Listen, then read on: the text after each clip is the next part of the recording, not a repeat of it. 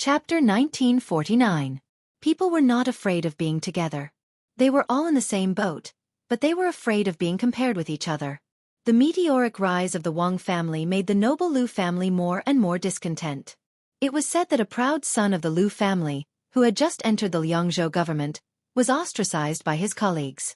In a fit of anger, he threatened to return to his hometown and said to his uncle Lu Dongjiang, "I'd rather be a ghost in Qingzhou than a dog in Beiliang." All of this suddenly changed with the formal confirmation of Lu Chengyan as the future princess of Beiliang.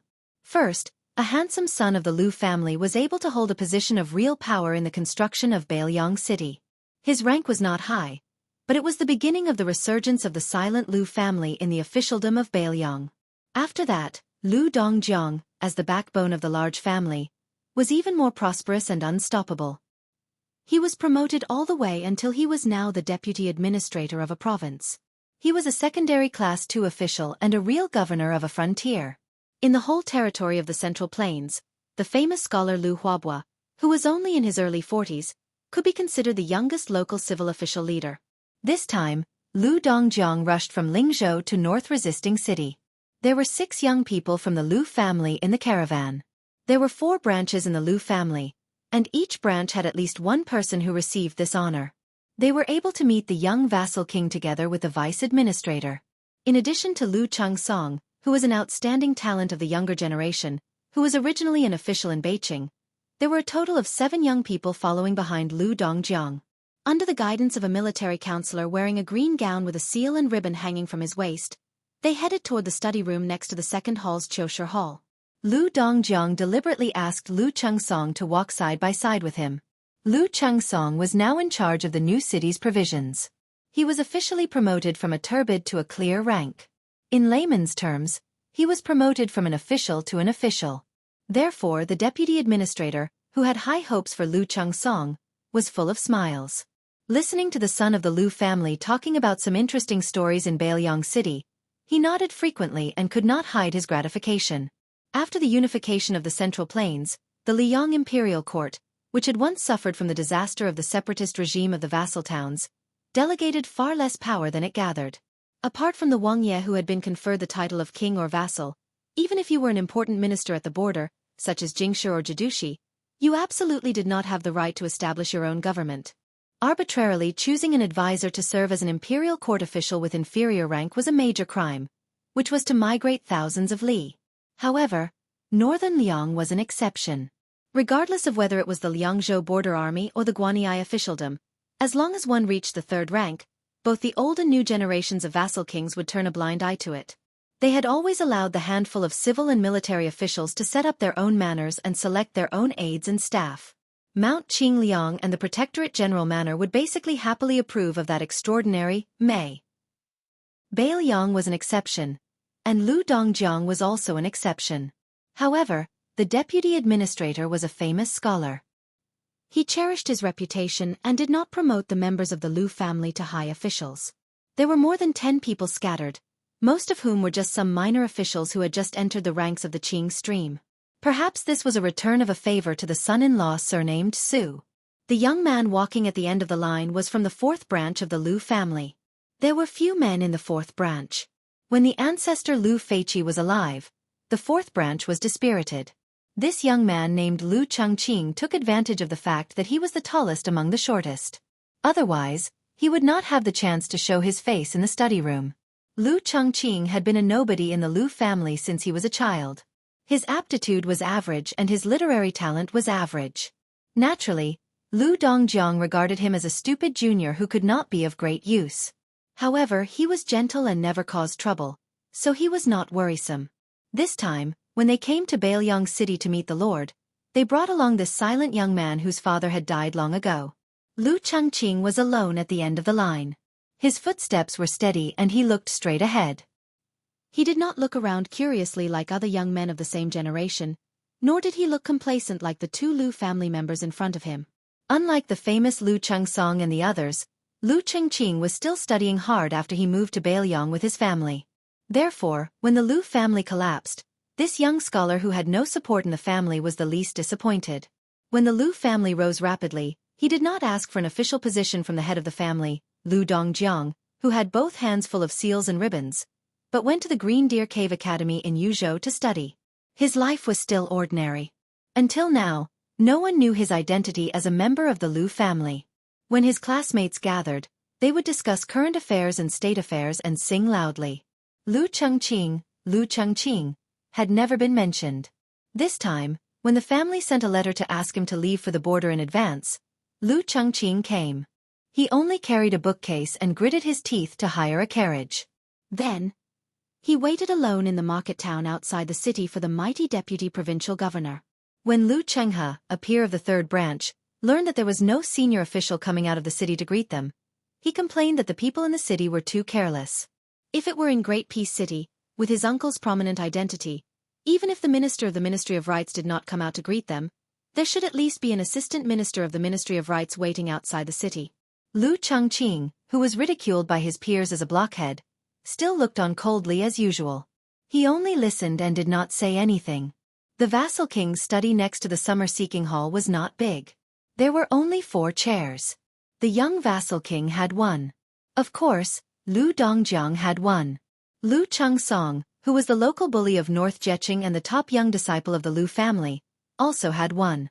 As for the last chair, after Lu Dongjiang sat down, his eyes indicated for Lu Chenghe to sit down. However, other than the look of an elder encouraging the younger generation, there was also a hint of warning not to complicate matters. This Lu Chenghe was the disciple of the Lu family who did not have a good time as an official in the Liangzhou Yamen and resigned. He was also the young famous scholar who left behind those harsh words. It was a pity that this was in Beiliang, where martial prowess was weak and literature was weak. Perhaps if it were in the Central Plains and Jiangnan, this would be an elegant story that would cause a sensation in the scholarly circles. Lu Dongjiang had long admired Lu Chenghe.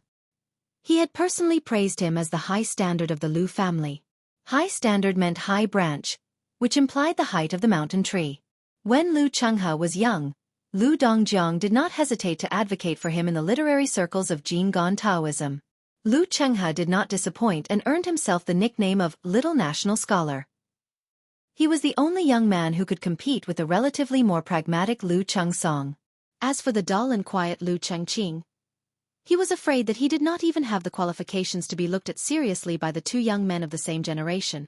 There were 4 chairs in a study room. At that time, the young king stood at the door to greet them. After leading them into the room, he smiled and stood behind the ordinary desk. He stretched out his hand and pressed down. After his father-in-law Lu Dongjiang and the 3 young men were seated, the young king slowly sat down. The study was not big, but there were a lot of books and files. There was no ice basin filled with ice placed in the corner. Even if the young king had opened the window before, it was inevitable that it would be a little cramped and hot. This made the Lu family's children, who wore tight clothes in order to not lose their etiquette, somewhat uncomfortable. Several young people standing behind Lu Dongjiang, Lu Chengsong, and Lu Chenghe were a little surprised after looking at the study from the corner of their eyes. The formal study used by the king to deal with important military affairs was too simple and crude. It could be described as shabby. In the early years, they were far away in Qingzhou, Jinggan province. They were very curious about the degree of extravagance in Beiliang's Wutong'an. There was an interesting story in the literary circle of the Central Plains. There was a literary talent in Gangnam-do. He scolded Su Xiao as the most important thing to be an official in the imperial court. After he retired to the countryside, he belittled Beiliang's border affairs as the most important thing in his life. The old man, who was from an ordinary aristocratic family, was good at writing graceful poems in his later years.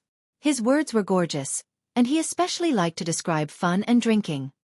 He was praised by the Gangnam-do literary circle as writing about the affairs of the rich and noble family, with a melodious style. It can be described as a hall full of gold and jade. However, it was unknown how it spread to the poor Beiliang. His Royal Highness sent a letter to the old man's mansion. The general idea was that the old man, who was from a poor family, had never touched the threshold of wealth in his life. The letter was full of gold and jade, which was vulgar. At the end of the letter, he also gave a gift of 1,000 sounds of rain hitting the banana leaves, 10,000 koi fish sitting in front of me. The implication was no doubt that the old man, who was only an official of secondary class 3, had seen a little bit of romance. Chapter 1950. After the old man received the letter, he was furious, but he also acted as if he had received a treasure. He immediately went to the court to accuse the Bailiang Su family, saying things like, Su Shao privately embezzled the funds of the Northwest Border Army, stuffing his own pockets to the extreme, shocking, and Bailiang is poor, the Su family is rich. These famous sayings that were frequently used by officials and loyal officials were first spread from the mouth of the bone scholar old man. However, after so many years, when the news of 10,000 great snow dragon riders from northern Liang coming down to Zhongnan spread, the old man who had once said, I am willing to kill Cripple Su with a head but, immediately moved his entire family to Great Peace City. In one night, everything that could be moved was moved away. Not a single item was left behind. The conversation in the study, although the young king was not wearing his official robe, Lu Dongjiang was wearing a meticulous official robe. However, from beginning to end, there was not the slightest hint of a monarch and official meeting. It was more like a normal conversation between a father-in-law and son-in-law. Even when it came to official matters, the young king also had a smile. Most of the time, it was the deputy administrator talking. The young man listened carefully and did not have the slightest impatience. During this time, the young king even personally poured a cup of herbal tea for everyone in the room. The tea leaves were white frost tea from Lingzhou. Like the green ant wine, they were all rustic and belonged to the summer tea. It was not chewy and had a strong astringent taste. Only the poor old tea drinkers of Lingzhou were willing to taste it. The reason why the white frost tea could be chosen by the old King Liang, Su Shao, as the tribute tea of the Qingliang Mountain Wang Mansion and the Bailiang Frontier Army was because there were more than 800 people who had entered the Liangzhou Frontier Army at the same time. Coincidentally, they all became fellow soldiers. In a battle outside the Great Pass, the 800 riders took the initiative to bring up the rear and all died in battle. In the sparsely populated Lingzhou Prefecture, there were only 3 small counties. At that time, almost every household was dressed in white frost. In this regard, the children of the Lu family probably had not even heard of it. They were just wondering how the young king, who was used to the most luxurious and leisurely days in the world, could eat this. Of course, most of the young people, as long as they could drink this cup of tea, even if it was disgusting, they would still be happy. Only Lu Chengqing, who was standing in the corner, felt bitter. Even on the short journey into the city, he had been listening to Lu Chenghe and the others talk about the antiques and treasures that had flowed into the people from Bailiang Palace. Each of them had picked up a few pieces by luck, and each of them had regretfully missed a few. Lu Chengqing didn't have any spare money. Even if he did, he wouldn't buy it. At this moment, Lu Chengqing looked at the young king who always smiled warmly and felt that the aftertaste of the cup of tea was even more bitter. Lu Dongjiang should also know that the war outside the pass was in full swing, and the young king needed to personally deal with the heavy work, so he did not stay for long and quickly got up to leave. After the young king got up, he picked up a long brocade box placed in the corner of the table, walked around the table, and handed it to the deputy administrator. He smiled apologetically. There is nothing good here. This box of bamboo pipe purple all was specially sent from Wutongan by me. It's not worth much, but it's rare. Lu Dongjiang's eyes lit up. He took the box and laughed. Your Highness is very considerate. From the Great Feng Dynasty to the Spring and Autumn Southern Tang Dynasty, the purple and green awls in Julin County of Feng Province were tributes. The law clearly states that the annual tribute is 5 taels of green awls and 4 taels of purple awls. The purple awls are the most precious. Unfortunately, after the fall of the old Southern Tang Dynasty, the war affected Julin County, and almost no grass grew. This kind of small purple awl really became extinct. It is said that even the imperial study in Tai and city only has 2 or 3 small purple awls, and they are reluctant to use them. Your Highness, to tell you the truth, I have been searching in Qingzhou for more than 10 years in my early years, but I still couldn't find it. Fortunately. The young king smiled and said, this can be considered a lucky hit. Lu Dongjiang came in high spirits and returned in high spirits. The children of the Lu family must also be honored. Just when the young king got up to send them out of the study, Lu Chenghe suddenly stopped and turned around and asked, I heard that when your Highness was still His Royal Highness, you once wrote the poem, 1,000 sounds of rain hitting the banana leaves, 10,000 koi fish? Su Fengnian nodded and smiled. It's true. Lu Dongjiang knew something was wrong, but before the deputy provincial governor could say anything to stop him, Lu Chenghe, who was like an all out of a bag, said bluntly, Wang Ye's original intention is to use this to belittle the fake wealth of the famous Jiangnan scholar Han Jiajing, right? Su Fengnian's smile did not diminish as he nodded lightly. Lu Dongjiang, who was holding the brocade box, had already resigned himself to fate. In fact, deep in his heart, he was also looking forward to a lucky hit. Lu Chenghe said bluntly, "But your highness's words are tantamount to the pot calling the kettle black. The wealth poem made of golden words is naturally not real wealth. But your highness's koi fish in tide listening lake, Wutongin's 1,000 banana leaves, and my poem, a light breeze flipping through a book in a small room, the hanging lantern in a tall building melts the moon. How about it?" Su Fengnian smiled even more. "It's easy to judge who's better. In fact, my second sister also scolded me fiercely like you, saying that I'm not as good as the old man surnamed Han. Suddenly, I'm rich, and I don't even have Han Jiajing's subtle skill of putting up a facade." This time, Lu Chenghe was speechless. He really didn't expect that the young king would expose his own shortcomings like this, and the beautiful draft in his stomach suddenly became useless. Su Fengnian asked with a smile, "You are Lu Gaobiao Lu Chenghe, who said, 'I'd rather be a ghost of Qingzhou than a dog of Bailiang,' right? Your sister once mentioned you to me in Wutongin, saying that you're too talented." Lu Dongjiang tried to smooth things over. "Your Highness, this kid has some talent, but he doesn't deserve the word talented." Su Fengnian smiled but didn't say anything. In addition to the satisfied Lu Dongjiang, the group of young people once again respectfully bowed and said goodbye. Lu Chengqing was still walking at the end of the group. For some reason, this nobody from the fourth branch suddenly turned his head and saw the young lord looking at him with a smile. At the same time, the young lord gently threw a small object to him. Lu Chengqing subconsciously reached out and caught the cold object that looked like a seal. After holding it in the palm of his hand, his face was blank. The young king smiled and winked at him, then turned and walked into the study. Lu Chengqing, who was sweating profusely, tried to keep calm and continued to walk slowly. He slightly loosened his hand and looked down. Sure enough, it was a small private seal made of mutton-fat white jade. The one in the palm of Lu Chengqing's hand was a seal of appreciation. This kind of seal was used to seal paintings and cultural relics. It was popular in the Dafeng dynasty and flourished in the spring and autumn Nine Kingdoms. The word fake was engraved on the seal. This private seal was definitely the most legendary seal of appreciation. It was very likely that it would not be surpassed even after hundreds of years.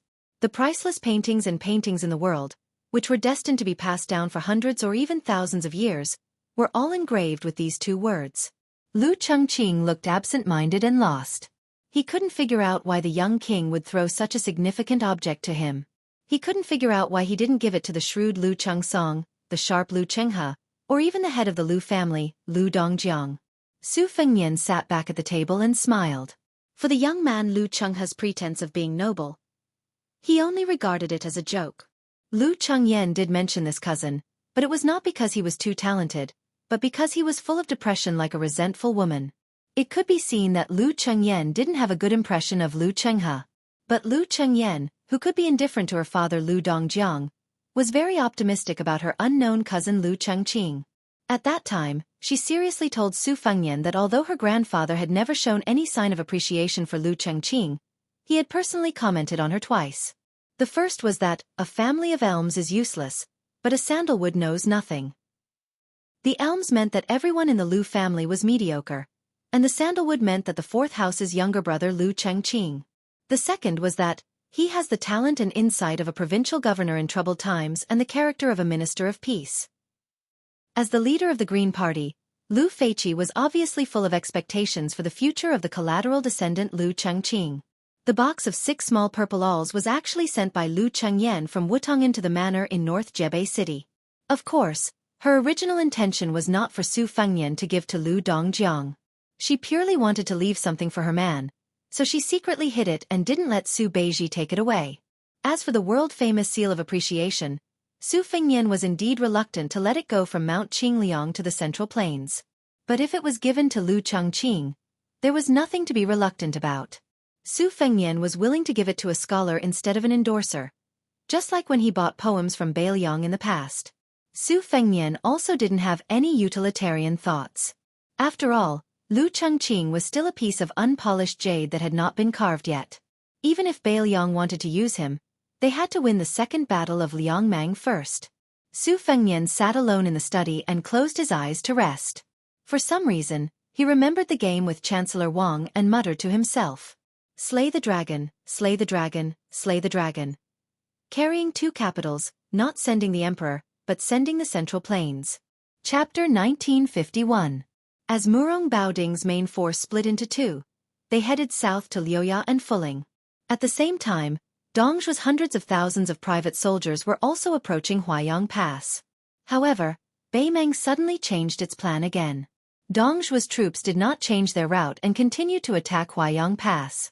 However, Murong Baoding's troops were ordered to continue south and find the 2 main forces of Bailiang's border cavalry to fight a decisive battle. The task of restraining the 2 military towns of Liuya and Fuling was handed over to the 2 Norland dignitaries who had suddenly sped up their advance to the south, Helian Wuwei, the holder of the Hushi province, and Wang Yong, the holder of the Aquarius province. The emperor of Beimeng was not so naive as to let Murong Baoding's troops face Bailiang's left and right cavalry alone. Southern General Zhong Shintong and Longguan's noble leader Wanyan Jinliang would be Murong Baoding's backup. She probably knew the temperament of the Orange Province's border guard. Other than the imperial edict on the table, there was also a secret edict that was even more cruel and cold-blooded. If you, Murong Baoding, are not willing to make contributions and hesitate in the vast area south of Liuya and Fuling, I will let Zhong Shentong and Wanyan Jinliang go south to kill the enemy for you. Therefore, Murong Baoding, who was previously glad that he did not have to go to Huaiyang Pass to fight Chu Lushan's border guard, could only lead his troops south with a heavy heart. He could ignore the imperial edict and the emperor's verbal threats, but Murong Baoding definitely did not think that the Crown Prince's Cheshui army would show mercy to his uncle after meeting his own troops. Moreover, he had heard that the emperor had even given the 2 iron cavalry units named after Murong and Yelu to his nephew. Extending one's head and withdrawing one's head was the same as withdrawing one's head.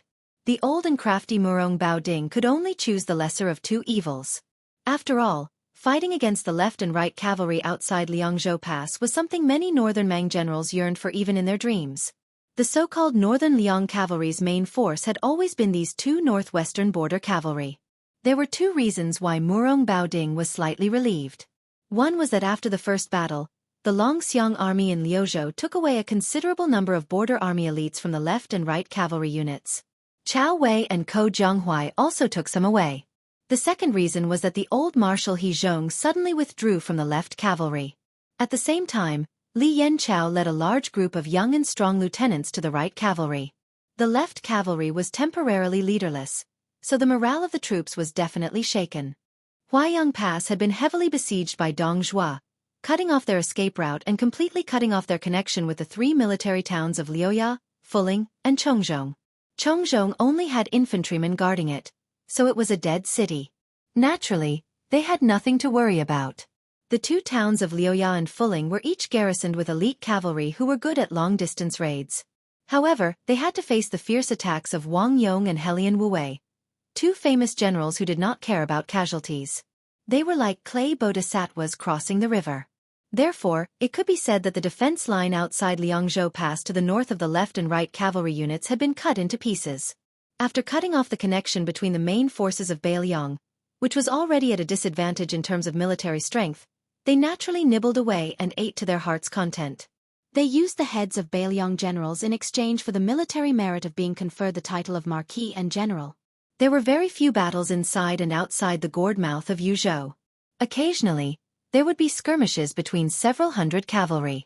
Compared to the 2 battlefields in Liangzhou and Liuzhou, where tens of thousands of cavalry would fight at every turn, it was really not a big deal. To the north of Qingcang City in Liuzhou, after receiving reinforcements from Deputy General Xie Shibian's monk soldiers, Ko Jianghuai launched the 3rd interception of Huang Songpu's Western Army. For some reason, Ko Jianghuai, who had made the Beimeng border army dizzy in 2 large-scale cavalry battles, after receiving reinforcements from Mount Lantua's monk soldiers, perhaps after combining the cavalry and infantry, Ko Jianghuai's army had already exceeded the limit of its ability, or perhaps he was wary of Xie Shibian, one of the twin jade annulus of Dechu. In the end, this battle was fought in an extremely orthodox manner, and also extremely tragic. Ko Jianghuai used Mount Lantua's monk soldiers as the middle army, forming a common infantry formation of the Central Plains. Su Longxiang and Li Mofen each led a Longxiang army as the two wings. The Liuzhou cavalry, which had not reached 10,000 men even after temporary reinforcements, stayed behind the infantry formation as the last remaining force to enter the battlefield. Since Ko Jianghuai adopted an almost passive and conservative stance, Huang Songpu decisively gave up on his original relatively conservative offensive stance, completely switching to a large-scale offensive. On that plain battlefield that was already easy for war horses to gallop on, the old general ordered the cavalry's front line to be greatly extended, the three southern border cavalry troops launching a fierce charge at the same time. It had to be said that in a serious cavalry battle, this allowed the grassland cavalry to display the greatest degree of mobility. Every single northern Mang warhorse's hooves could be said to be filled with the aggressiveness of grasping opportunities with great precision. Xieshi border army's monk soldiers completely became spectators of the battlefield. Apart from only being a nominal mainstay of the Liuzhou border army, they didn't have the expected effect of repelling horses at all. The grassland cavalry completely turned a blind eye to this firm infantry formation that was brimming with dense spears and cold shields. If not for Ko Jianghuai's Liuzhou border army's decisive attack at the crucial moment, stabilizing the dangerous situation that was already leaning towards northern Mang, Liuzhou border army might have already become a thing of the past after this battle. From beginning to end, Xie Shibian's monk soldiers who had rushed from the western regions to the battlefield of Liuzhou not only did not have the effect that they should have, but instead became useless under Ko Jianghuai's command. In a sense, they could even be called a burden. On the battlefield, from the end of the first battle of Liangmang to the two previous interceptions in the north, this was the first time that the Longxiang army had suffered such heavy casualties. A total of 8,000 Bailiang elites had died in battle. This allowed Huang Songpu's southern court main force to finally obtain a small victory that the peace order of Beimang had been waiting for. The southern court was originally filled with worry and sorrow, but suddenly the old general who had been criticized for his two defeats suddenly sang praises in unison. He did not hesitate to be named the Qi Yanglong of Liang. The Western Court's Ministry of War and Ministry of Rights both asked the king's tent to speak. This was a great victory that had not been seen in 20 years at the border between the two states. Although he did not behead Su Longxiang, Li Mofen, Ko Jianghuai, and Xie Shibian, the emperor should still confer the title of Marquis to the victorious General Huang Songpu. In the study of the second hall of the Northern Mansion, Deputy Jidushi Yang Shenxing and the Liangzhou provincial governor visited the young king one after another. The old general's face was heavy, his hands gripping the edge of the chair tightly. He gritted his teeth and said, although there was a statement from Liuzhou beforehand, the death of nearly 10,000 dragon elephant cavalry and the death of 3,000 Liuzhou cavalry is really. The old man seemed to have no idea how to comment on the Battle of Liuzhou, so he stopped talking and shut his mouth. The Battle of Miyun Pass in the western regions, the two beautiful interceptions to the north of Qingsong City, and the attack and defense of Linyao and Fengxiang combined to create a great situation for Liuzhou. It was as if Ko Jianghuai had destroyed it overnight. Could it be that the rumors in the mansion were becoming more and more intense? Liuzhou's success was due to Ko Jianghuai, and its failure was due to Ko Jianghuai? Bai Yu came to the study a little later than Yang Shenxing. At that time, he brought out a small and exquisite copper incense burner from somewhere. After greeting the young lord, he was not in a hurry to talk. Instead, he stood beside the desk and put down the ancient copper incense burner. However, he was not in a hurry to burn the incense. Instead, he strangely ran to the bookshelf and rummaged through it. Finally, he pulled out a secret file that recorded the resume of the Northern Mang Southern Dynasty's main general that was collected by the Fu Shui chamber spies in the early years. Then, he lifted up the sutra burner in the copper incense burner and placed it heavily on the book. Only then did he look up at the confused young lord and said with a smile, "Help your highness suppress the fate of old Huang in northern Mang." Yang Shenxing's face was full of suspicion. Was this the mysterious secret of the Taoist mansion of Longhu Mountain? Was it really useful? Su Fengnian, who understood the root of Taoism, did not know whether to laugh or cry. Why is Mr. White Lotus so naive? Yang Shenxing, who was originally in a better mood, almost vomited blood when he heard the young king expose Bai Yu's background. Chapter 1952. Bai Yu didn't forget to turn the copper cauldron slightly, straightening it out. He smiled and said, "Your Highness, it's better to believe it than not to believe it. Sincerity can move metal and stone. Sincerity will work." Su Fengnian could only agree helplessly. Yes, Mr. White Lotus is right. Yang Shenxing looked at this pair of strange monarch and minister, who were neither superior nor inferior. The old man could not help but smile. Su Fengnian suddenly asked, "How is Zhao Ningxin's cultivation after living in seclusion in the Earth-Lung Mountain? Is it smooth?" Bai Yu smiled and said, "Thanks to your highness, Zhao Go of Liyang did not have any qi refinement warriors prying into the secrets of heaven. He focused on cultivating at the Earth-Lung Mountain and did not get discovered. Everything went smoothly, and he even sent a letter to me, advising me to go there to cultivate my heart and mind, lest I have to live under someone else's roof in northern Liang."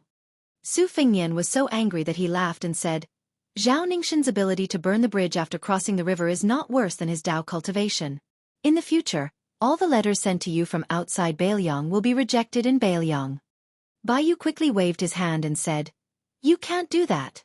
Occasionally, I still receive a few letters from female pilgrims and I have to reply to them one by one. It's just that I find it strange. Why are all the letters asking about my relationship with His Highness? Can I ask His Highness for a few pieces of calligraphy on their behalf?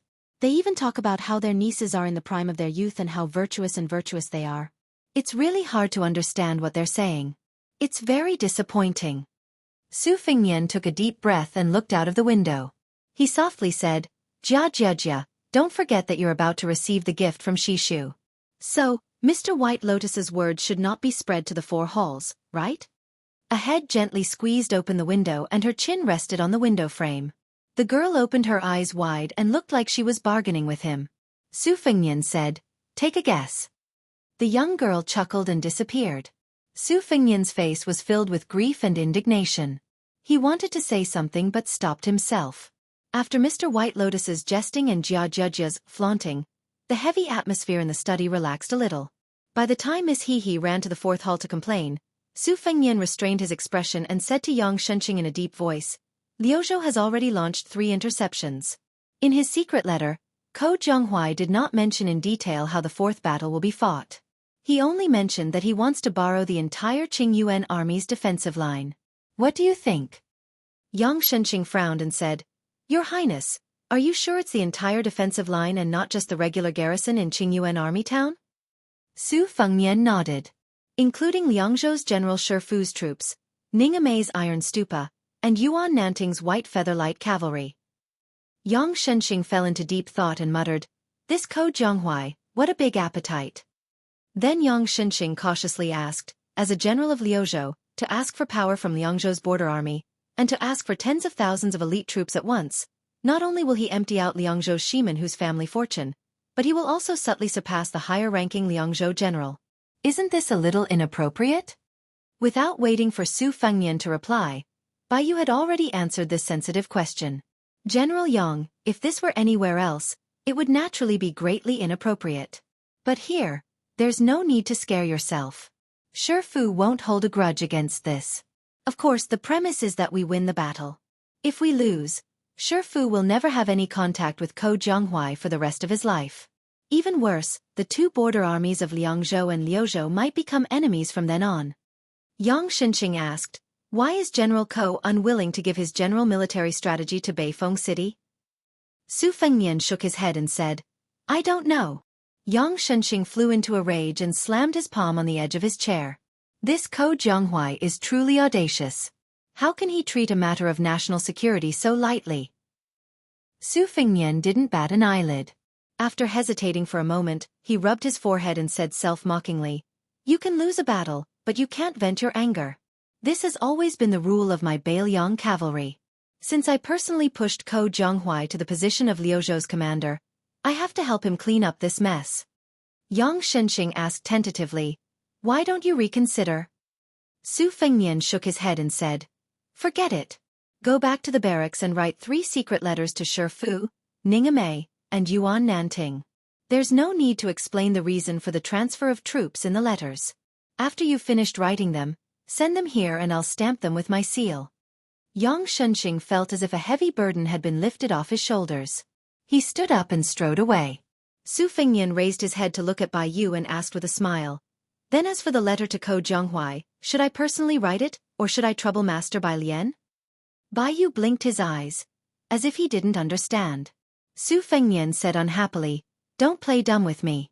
I don't know the depth of your relationship with Yang Shenxing and Ko Jianghuai, But the two of you came here together today, one playing the good cop, the other playing the bad cop. I'm not a fool. How can I not guess that Ko Jonghui has boarded your ship?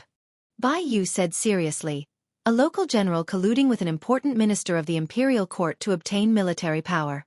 Even if it's not enough to warrant the death penalty, he should at least lose his position, right? Su Fengnian glared at him and said, again. Bai Yu laughed loudly.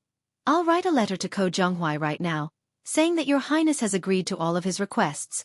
However, if that Ko Jonghui doesn't make up for his losses in the fourth battle with interest, then he'll have to be lighter by 10 catties. Su Fengnian was puzzled. What do you mean lighter by 10 catties? Bai Yu stretched out 2 fingers and tapped his neck. I don't have a head. Su Fengnian was first enlightened, then he slammed the table. Bai Yu, what nonsense are you spouting? If you're not giving Ko Jonghui a way out, then what are you trying to do? When that Ko Jonghui loses, he can just take off his helmet and armor and he'll still be lighter by 10 catties. How am I supposed to reason with him? Bai Yu said with an aggrieved expression. Your Highness, you're gauging the heart of a gentleman with the yardstick of a villain. Su Fengnian waved his hand with a straight face. Get out of here, I'll write this letter myself. Bai Yu swaggered out of the study room and said, I can save a few hundred words of writing a letter. Now I can read a few more pages of miscellaneous books. That's great, that's great. The young vassal, Jia, chuckled. I originally kept 2 small purple awls and wanted to give it to someone. Now that I think about it, I'll give it up. That's great. Mr. White Lotus, who was once praised by the late Emperor of Liang as, I thought he was an immortal when I first saw him, quickly turned around and ran to the desk with a bright smile on his face. He squinted his eyes and looked around. Where is it? Take it out.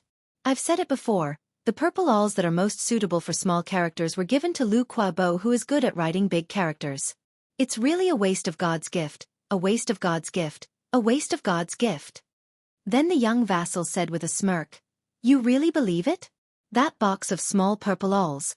I'll give them all to my father-in-law. Bai Yu stiffly turned around as if he was struck by lightning. When he stepped over the threshold, he raised his arm high and pointed his middle finger.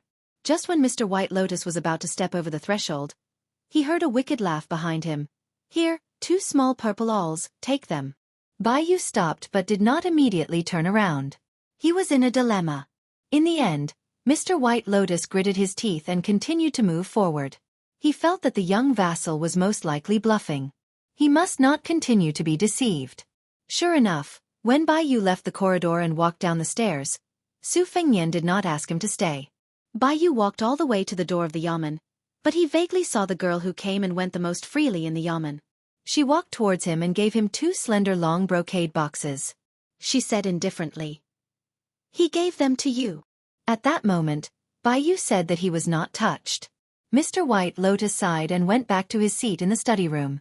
He had mixed feelings. After he came back to his senses, he gently opened the small brocade box, carefully picked up the brush and stared at it. He was instantly stunned. Damn it, what kind of small purple awls are they? They are clearly ordinary sheep's hairbrush. After a long time of being stunned, Bai Yu inexplicably held his belly and laughed. Everyone in the room was stunned. Only Bai Yu felt that it was really good. After he put down the sheep's hairbrush, Bai Yu, who had weak vision, opened his eyes and looked outside the room. It was just a blur. Mr. White Lotus slowly said, One day, all the sheep's hairbrushes of the Central Plains will be out of the grassland. Chapter 1953. Grand cities have their own prosperity. Remote small towns also have their own liveliness. This small town located in the southeast of Liang has always been far away from the flames of war. If it was a time of peace, it would not be a big deal. But when there were signs of turmoil and unrest in the provinces and counties, this place appeared particularly peaceful. There were some villages near this small town that were named after surnames. When it came time to pay respects to their ancestors and hang up paintings, they were all extraordinary. The Song village even had a portrait of an emperor surnamed Song. Compared to some villages that had portraits of the founding heroes of Dafeng dynasty or the ministers of Small Spring and Autumn dynasty, this village naturally felt superior. It's just that this Song village's ancestor was of high status. The few families surnamed one in the village could not benefit from this glory. In fact, the elders in the village, even if they had studied for a few days, even if they had carefully flipped through the family tree, They still could not tell what was the relationship between themselves and the Song Emperor. It was said that there was once a busybody in the village who specially brought along a small wooden box to examine the family tree. But he also could not tell what was the reason. Who would have thought that in the end, it turned out to be the most unambitious young man in the village, a guy surnamed Wen. He went out for a stroll for 3 years and then returned to his hometown. He spoke with certainty, saying that after the people in the village died, there was a great deal of attention to the reason why the 2 words Yinchuan were engraved on the top of the tombstones. At that time, the Dafeng dynasty claimed that half of the scholars came from Yinchuan County, and the Yinchuan Song family was a first-class rich family that produced many literary and famous scholars. In the last years of the Dafeng dynasty, the ancestor who first set up a separatist regime and then became the first emperor of the Song family came from a branch of the Yinchuan Song family. The origin of this Song village must be that after the separatist regime was annihilated, during the famous Ganlu southward migration, they finally settled down here. After the young man with the surname Wen sorted out the context, the elders in the village more or less understood. Even if they did not understand, they pretended to understand.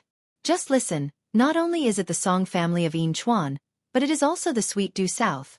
How grand is this? It can be seen that although our Song family village has not produced a single child in the past 100 years, but after all, our ancestors were once rich and noble. Moreover, it must be that the fortune of our ancestors was too great a few hundred years ago, so the descendants of the later generations had no choice but to be content with their lot. The young man surnamed Wen was originally not well liked in the village. Unexpectedly, after he returned to his hometown with a lame leg and was in dire straits, it was as if he had become a completely different person. Not only did he not have the sloppy appearance of carrying a wooden sword at his side, but he also did odd jobs in the small town's restaurant. Not only did he rely on his elder brother and sister-in-law to support him, he could even send money home. What was even more unexpected was that the young man had married a virtuous and moving wife. Previously, they had held a banquet in the open space outside the village's ancestral hall. That young woman made many young men surnamed Song, regardless of whether they were married or not, stare at her. After the young man surnamed Wen married his wife, he no longer stayed in the restaurant's miscellaneous room. He saved some money and rented a small courtyard in the small town. There were 3 rooms.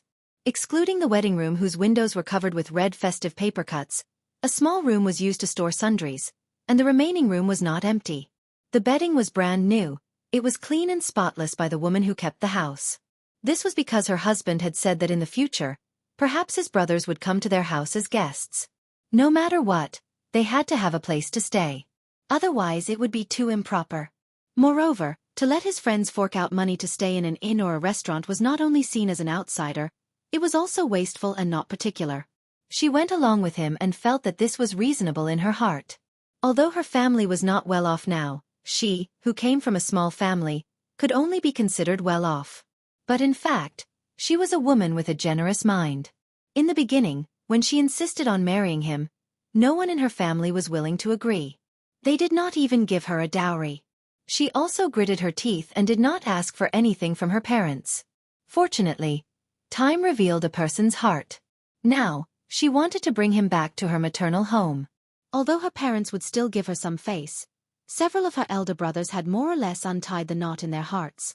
They knew that their father could not bring himself to do that, and it was inconvenient for him to drink with that brother-in-law of his at the dining table at home. However, each of them secretly went to her courtyard and did not forget to bring wine and meat. They were already like a family. She knew that when she had a child and her parents had grandchildren, at that time, they would find a way to step down and completely forget about him. However, no matter how small the town was, the expenses were not small. Relying on the man to earn a living as a waiter in a restaurant, the 2 of them could still be considered well off. But once there was a 3rd little mouth in the family, it would be hard to say. Fortunately, her needlework skills were well known. One of her sisters opened a cloth shop, and those exquisite little things that she sewed were placed on the counter to add to the customers who bought cloth. The shop's business also improved by 2 or 3 points. Therefore, in this month, she was able to earn 2 or 3 taels of silver. Unexpectedly, she was not much worse off than the man who was the head of the household. These 2 days, the town was bustling with activity. Before and after the summer heat, the Hungry Ghost Festival had been a custom in the southeast area of Liang since ancient times.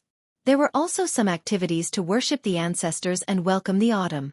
Although the Hungry Ghost Festival was called the Ghost Festival in their dialect, It was said that the king of hell was merciful and specially opened the ghost gate during this period of time to let the deceased return to their hometown to see their descendants in the world of the living. In fact, it only sounded a little scary, but adults and children did not avoid it. They only felt that it was something that could be enjoyed. Monks and Taoist priests would begin to give alms to the poor. Ordinary people would also erect lanterns and light up river lanterns. Especially young children, who could be in the arms of their parents, tiptoe on the bridge railings, or lie on the blue stone slabs of the riverbank. Their eyes were filled with colorful lotus lanterns, and their hearts were filled with joy. It was no less than the Mid-Autumn Festival when they could eat mooncakes. Yesterday, he went to the village to pick up his nephew. He planned to let his wife take the child shopping. Coincidentally, his wife was clever and skillful with her hands. She made 2 large bamboo baskets of river lanterns and wanted to sell them by the bridge. He believed that with her craftsmanship, they would soon be snatched up by the customers who went out for a night trip. He had seen her weaving lanterns in the courtyard before. There were many kinds of lanterns, flowers, birds, fish, insects, lotuses, turtles, cranes, dragons, and phoenixes. He really did not know how there could be such a skillful pair of hands in the world, so he sat on the bench to cool off. In any case, he could not help, and even if he helped, he would only be more of a hindrance. He could only be secretly happy. After his scholarly nephew arrived in the small town, he was a little reserved at first. During the day, he would first bring him to the restaurant and obediently listen to the storytellers in the corner. He listened with great interest. The child's temperament was like his father's, introverted and honest, and did not speak much. As the uncle, he liked but was also worried. He liked the child's honest temperament, but was worried that if he was too honest, he would easily be taken advantage of when he grew up. The restaurant that the waiter surnamed when worked in was now considered a famous place in the small town. Although most of the restaurants in the town had hired storytellers to tell stories of Jianghu, only their restaurant always told the freshest and most novel stories. All of this was naturally due to him. Earlier on, it was he who successfully persuaded the restaurant's manager to not be stingy with the storyteller's travel expenses to the county or even the provincial capital. Therefore, when this restaurant first told the story of the female Wulin chief of Great Snow Plateau who comprehended immortality by watching snow for a night, the debate between Buddhism and Taoism on Mount Wudong in the northwest Taoist ancestral court, the turmoil and unforeseen events in the holy land of Jianghu, and the Wu family's sword tomb's journey to Bailiang, it could be said to be a sensation in the small town. The people were led by the nose by the restaurant's storyteller during their leisure time, and the restaurant's business naturally rose. However, the waiter surnamed One, who deserved the title of the #1 hero, secretly paid for the storyteller's first travel expenses to the county capital. He had never asked the restaurant's manager for a dividend. Other than the copper coins that the restaurant's customers tipped him after they drank too much, the restaurant's pay for him was still the same as it was on the first day he entered the restaurant. There was not a single copper coin increase. Every day, the shopkeeper would stand behind the counter with a smile on his face, watching the waiter with the surname when running errands attentively, and watching the lively young man serving tea, wine, and smiling apologetically every day. No one knew what this old man was thinking. Today, the storyteller in the restaurant was in high spirits, his spittle flying everywhere as he talked about a strange incident. He said that there was a grand master of swordsmanship named Qi Jiajia in the capital of Liang.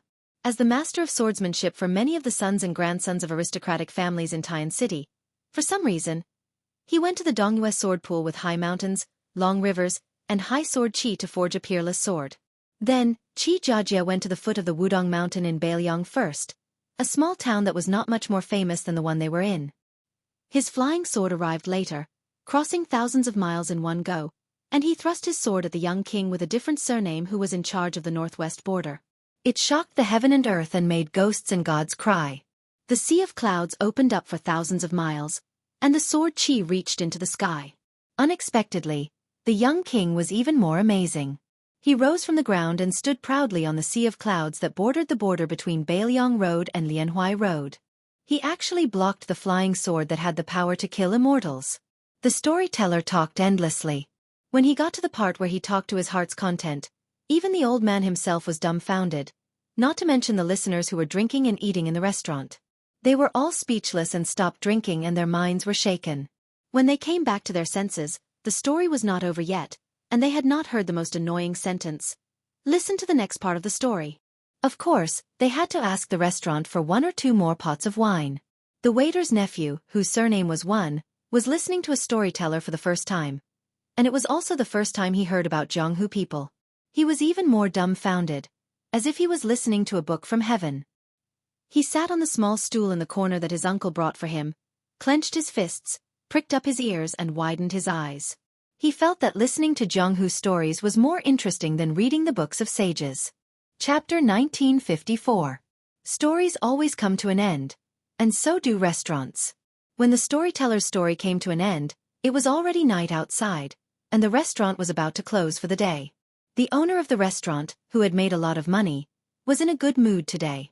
He asked the cook to prepare a special meal, and called the waiter and his nephew to the table for a good meal. This made the inexperienced child overjoyed.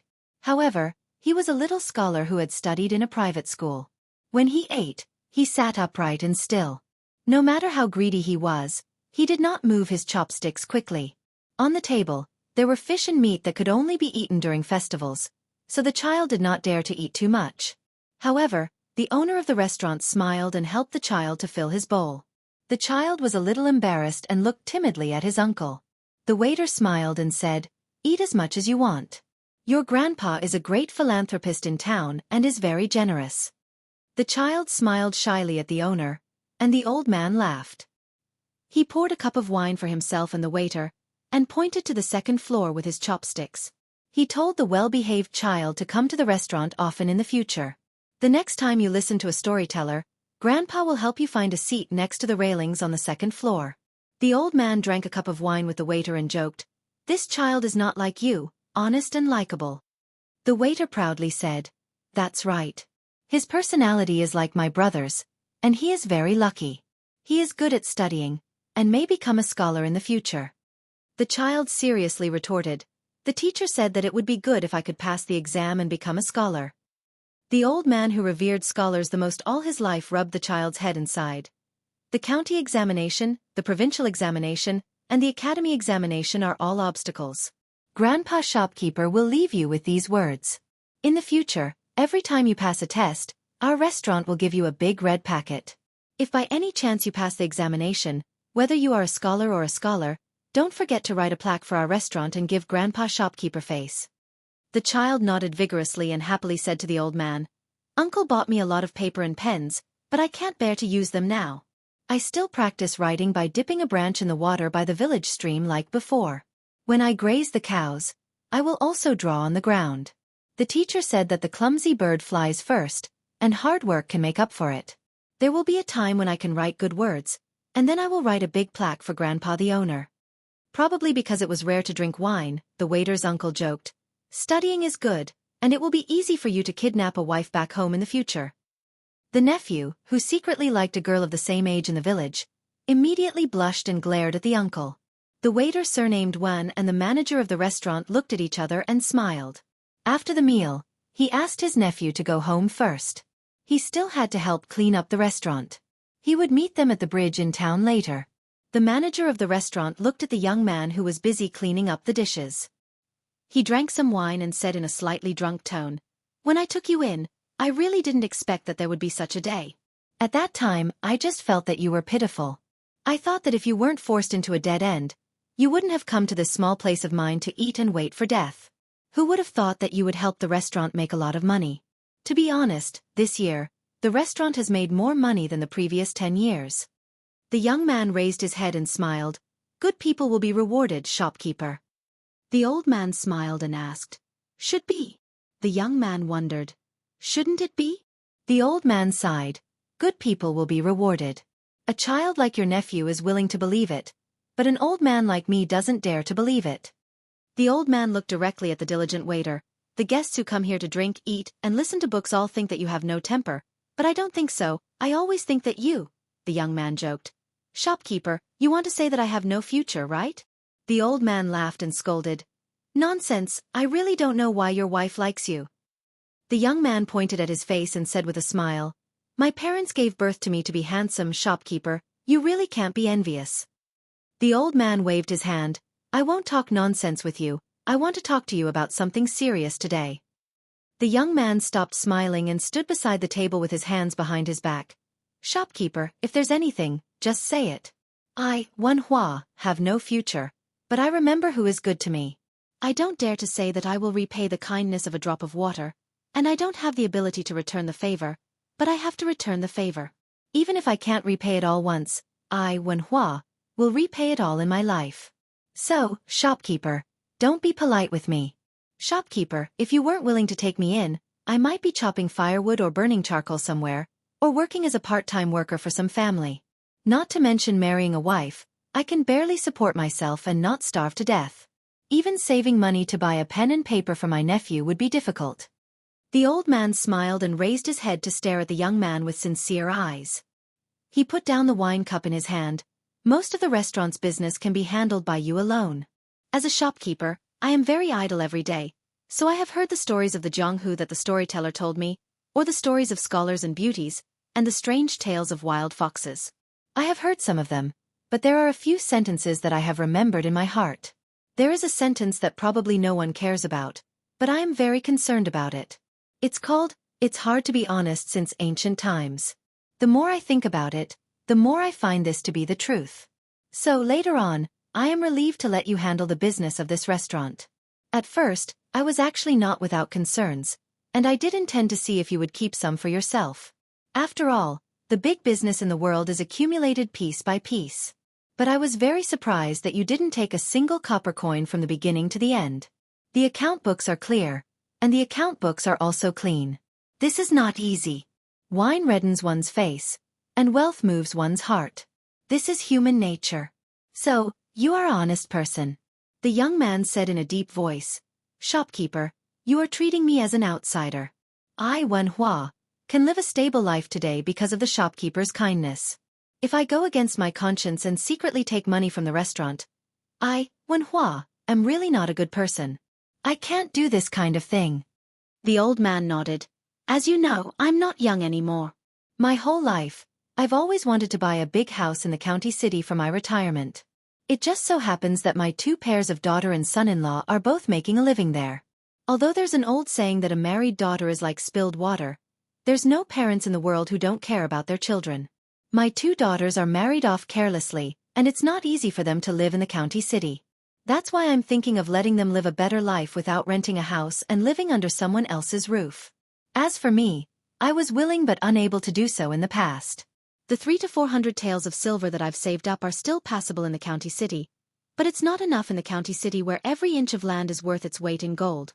This year, thanks to you, Wen Hua, I've doubled my savings and have about 800 taels of silver. As long as it's not a place where the rich and powerful like Green Rabbit Alley or Children's Alley, it's more or less enough to buy a decent house. The waiter was stunned and said with a wry smile, Old shopkeeper, I can't afford such a big restaurant even if I sell everything I have. The old man said with a smile, This restaurant used to be worth about 180 taels of silver. Now, it is different from the past. It should be valued at 300 or 400 taels of silver. You know this in your heart, and of course, I know it better. As for how much savings you have, I know it better. So, I thought of a compromise. The restaurant will be converted to 300 taels of silver. You don't have to rush to pay this money. Just don't forget about the dividends in the future. But, let me say the ugly words first. After paying off the 300 taels of silver, if the restaurant still makes money in the future, I, as an old shopkeeper, still want you to be filial to me every year. As for the specific amount, I won't force you. You can do as you see fit. In short, take care of your family first. The young man wanted to say something but stopped. The old man waved his hand to signal the young man to sit down. Don't feel like you owe me. I am very smart. I know that you will definitely make the restaurant business bigger and bigger in the future. With your kindness, how can the dividends be small every year? I can lie in the big house in the county city and enjoy life. I can get a sum of silver every year for free and make a fortune. Chapter 1955. The young man sat back on the bench and straightened his back. Old shopkeeper, I can't thank you enough for your kindness. The old man twirled his fingers and joked. Don't just say that. You'll speak with money in the future. The young man suddenly laughed. Old shopkeeper, aren't you afraid that I'll go back on my word in the future and refuse to pay the dividends after paying back the 300 taels of silver? The old man raised his eyebrows. After that, He pointed at the young man's chest and his own eyes. "The reason for this deal is that I believe in your conscience and my own eyesight." The young man and the old shopkeeper each poured a cup of wine and raised their cups. "It's all in the wine." The two drank the wine in one gulp. After the old man finished his wine, he said, "You should go and see your wife." "All right, go to the back of the cabinet and get a jug of green ant wine. Treat it as my celebration for you finally having your own business." The young man stood up and laughed. "Sure." The old man reminded him, "Celebration is one thing, but the wine will be on your tab. This green ant wine is not cheap. It's said that a jug from Baelyong costs less than 2 taels of silver. In Lianhuai, it costs more than 1 tael of silver. And from Gongnam-do to here, it costs 4 taels of silver. How is this selling wine? It's more like selling silver. You should drink slowly. Don't drink until you've drunk all the wine." The young man chuckled. "I can't bear to drink it myself." The old man asked curiously, "Why? Are you giving it to your brother or your father-in-law?" The young man who went straight to the counter suddenly paused, turned around and grinned. "Neither. I'm saving it for my brother. In the future, when he comes to my house to eat and drink, I'll treat him with this wine. Back then, a long time ago when I was hanging out with him, he always said that this green ant wine was the most delicious wine in the world. At that time, he always liked to use this wine to covet me. Later we separated. There was one time when I passed by his hometown alone. I was in a hurry and didn't get to drink it. I don't know what it tastes like." The old man said unhappily, "What tastes like? It's just that it's expensive. Other than that, I don't like to drink it. It's too strong and too strong. It burns through the throat and has a strong after effect. In my opinion, it's not as good as our home-brewed rice wine." The young man smiled and said, "That brother of mine is half a Jianghu man. Riding a horse to drink wine, he naturally has to drink the strongest wine. Drinking that soft rice wine is not considered a hero." The old man was amused. "Oh, so you're from the pugilistic world. Also, from what you've said, you've traveled quite far in the pugilistic world, haven't you?" The young man scratched his head. "It's just that I've gone far." The old man rolled his eyes. "You've suffered before, haven't you?" The young man laughed it off. The old man sitting alone at the table raised his cup and drank slowly. He looked at the waiter who was carefully holding the wine pot from afar and asked without any reason, "Wen Hua, the storyteller in our restaurant, said several times that the Northwest Vassal King admitted that he had a brother in Jianghu who happened to have the same name as you? Then shouldn't your brother's surname be Su as well?" The young man stood in the distance, a brilliant smile on his face. "What a coincidence. It really is him." The old man laughed and waved his hand. "Brat! Get lost." The old man who had no wine in his cup shook the wine pot. It was empty. He turned his head and looked at the young man who was walking towards the door of the restaurant. The young man was limping, but he didn't give off a miserable or funny feeling. The old man suddenly laughed and asked, "Wen Hua, are you really not that famous swordsman in the capital?" The young man who was holding the pot of green ant wine slowly turned around and made a face. "Shopkeeper, do I look like him?" The old man smiled and didn't answer. He waved his hand again. The old shopkeeper returned to his seat. There was no more wine in the pot. The bored old man thought for a while and looked at the door. He laughed at himself and said, "You don't look like him." "That's right. Can you look like him?" After the young man left the restaurant, he quickly walked towards the small bridge. Along the way, there was an endless stream of people on both sides of the river. As far as the eye could see, the quiet river was full of lit river lanterns. It was like a starry sky on a summer night. According to local folklore, after a person died, if those wandering ghosts could find the river lantern with their name on it on the day of the Hungry Ghost Festival, they could be reincarnated. Back then, he had heard from his brother, who was a dog in Jianghu, that there was a Buddhist saying about reincarnation through a lantern. Especially for the resentful ghosts who couldn't be free in the netherworld, they could be free by relying on the lotus lantern on the river in the world of the living. One of his regrets in this life was that he and his brother could only afford for one of them to study. His brother gave him the opportunity, but he didn't like to study and didn't know how to cherish it. He only thought about doing chivalrous deeds all day long and yearned for the Jianghu where blades flashed and swords flashed. Therefore, he liked to nag his nephew even more than his brother and sister-in-law, telling him to study hard. The paper and brush he bought for his nephew were the most expensive and the best in town. He didn't hope that his nephew would pass the imperial examinations and become a scholar, nor did he want to bring honor to his family. Instead, he felt from the bottom of his heart that if a man studied hard, had a belly full of knowledge, and could write good characters, he wouldn't need to ask others for couplets every year. In other words, if he had a child in the future, he could go to the books and name his child. When it came to swordsmanship, there was only one person in the world who wanted to become the best in the world. When it came to fists, there would always be martial arts experts in Jianghu whose fists were harder. However, the principles that scholars read from books were definitely not the principles that emperors, kings, generals, ministers, high officials and dignitaries spoke out. They would definitely be a bit more important. When he arrived at the familiar Bluestone Bridge, his wife had already sold 2 baskets of river lanterns. His nephew was holding the last one in his hand. She waited until he came closer before softly asking, "Why do you want me to leave one?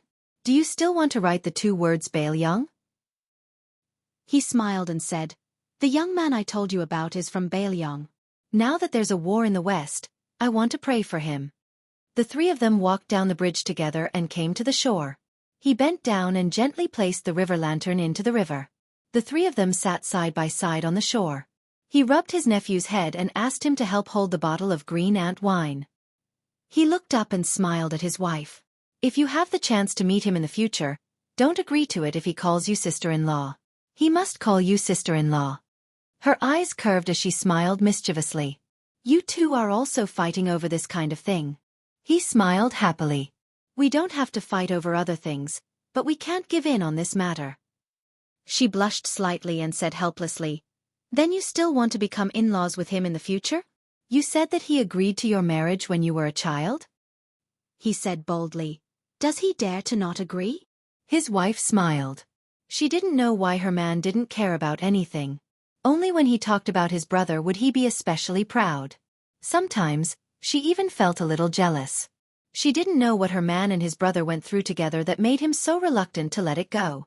She knew better than anyone that this man with the surname Wen and given name Hua was actually able to take on and let go of anything. He even let go of the face that a man should care about the most. He looked at the river and said softly, "Wife, don't worry. I'm not thinking about the Jianghu that I went through back then.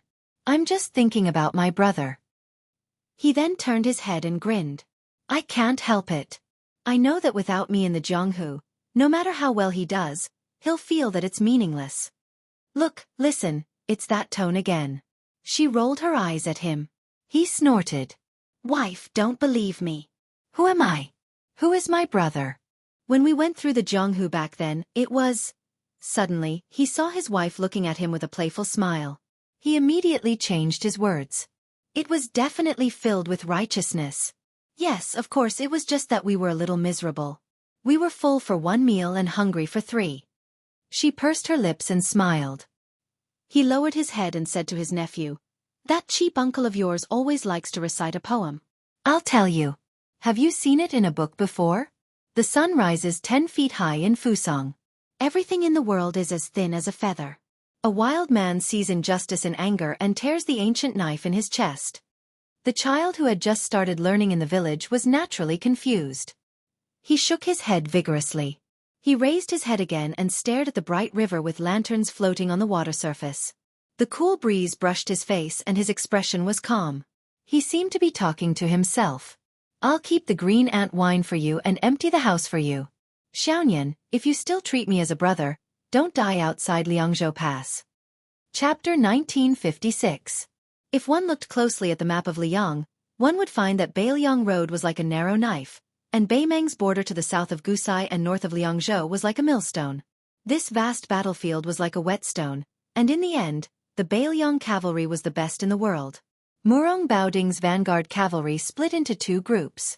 The 30,000 Winter Thunder Elite Cavalry went straight for the left cavalry, while the 30,000 Ruren Cavalry went straight for the right cavalry. This Beimang royal family member, who was also the governor of Juzi province, personally took charge of the middle infantry and did not put himself in danger.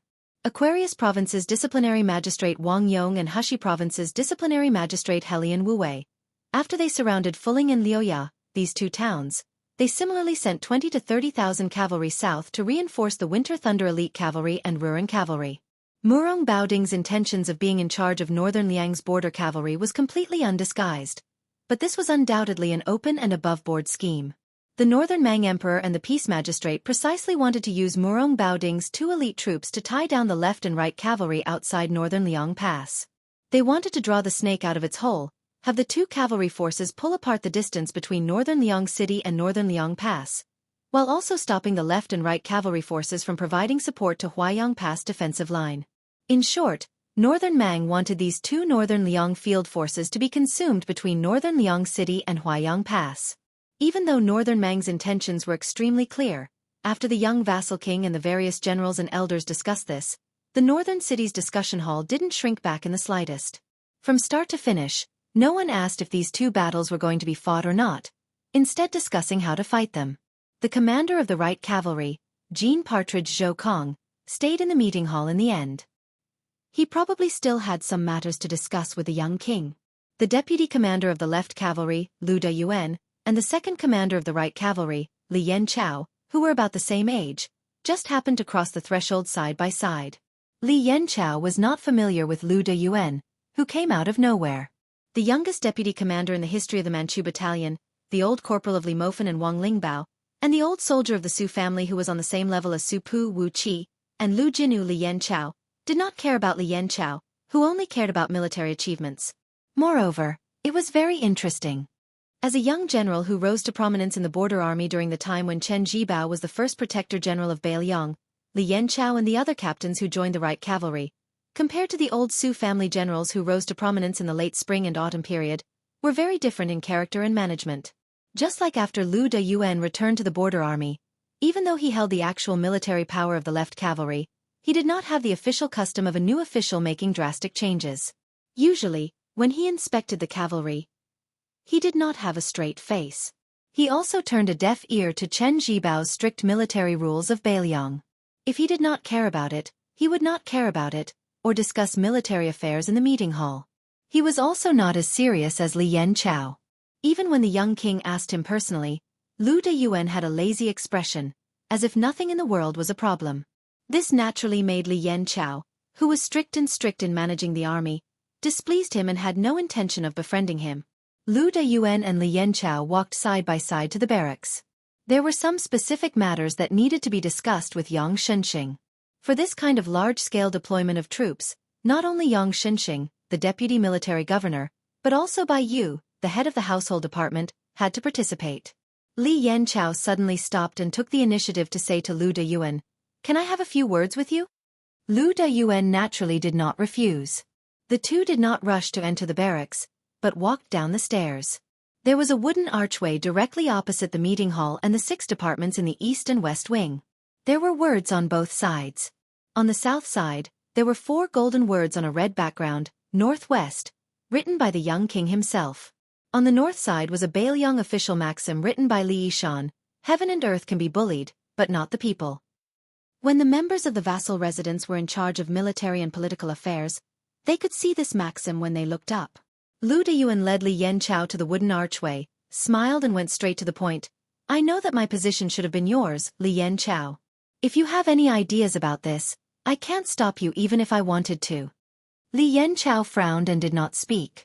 Lu Dayuan, who was wearing armor, raised his arms and rubbed his hands vigorously. The pieces of armor clattered, and this newly appointed deputy commander of the left cavalry, who had ascended to the heavens in one step, gently exhaled. The relationship between the left and right cavalry outside the Great Pass has always been good. Otherwise, we would not have the ability to arm wrestle with the Great Snow Dragon cavalry everywhere. Even the Shenli Ranch and Tianjing Ranch have become our backyard. It is said that in the early years, before the Longxiang army had moved to Liuzhou, they had a conflict with the left cavalry over the matter of 200 A-class warhorses. At that time, Li Mofan and Wang Lingbao, the 2 deputy commanders of the Longxiang army, were very fierce. The original commander of the cavalry, Zhong Hongguo, could not suppress them. The previous protector general, Chen Jibao, was not willing to interfere. In the end, it was the right cavalry that sent out 2,000 first-class elite cavalrymen to rush to the left cavalry's camp overnight. It was obvious that they wanted to support old Commander He, who had already decided to take a step back. Only then did they manage to snatch back the 2 good horses. After so many years, the left and right cavalry has been very united, so they more or less have conflicts with the Longxiang army, the White Feather Light Cavalry, and the Iron Stupa. I've heard a saying that the words of the junior captains in charge of the logistics and miscellaneous tasks in the left and right cavalry have more authority than the captains in Bailiang. It is to the extent that the leaders of the 4 major military towns outside the Great Pass, Liuya, Fuling, Zhongzhong, and Qingyuan, are all afraid of the left and right cavalry. Li Yanchao's tone was indifferent. Lu Diyuan, don't forget that you are now the deputy commander of the left cavalry. If you say these heartfelt words to the prince, it might be useful. But if you say them to me, Li Yanchao, it's meaningless. Lu Diyuan curled his lips and turned back to look at the meeting hall and the 6 rooms. They were all busy figures with hurried footsteps. He patted the heavy armor on his body and laughed.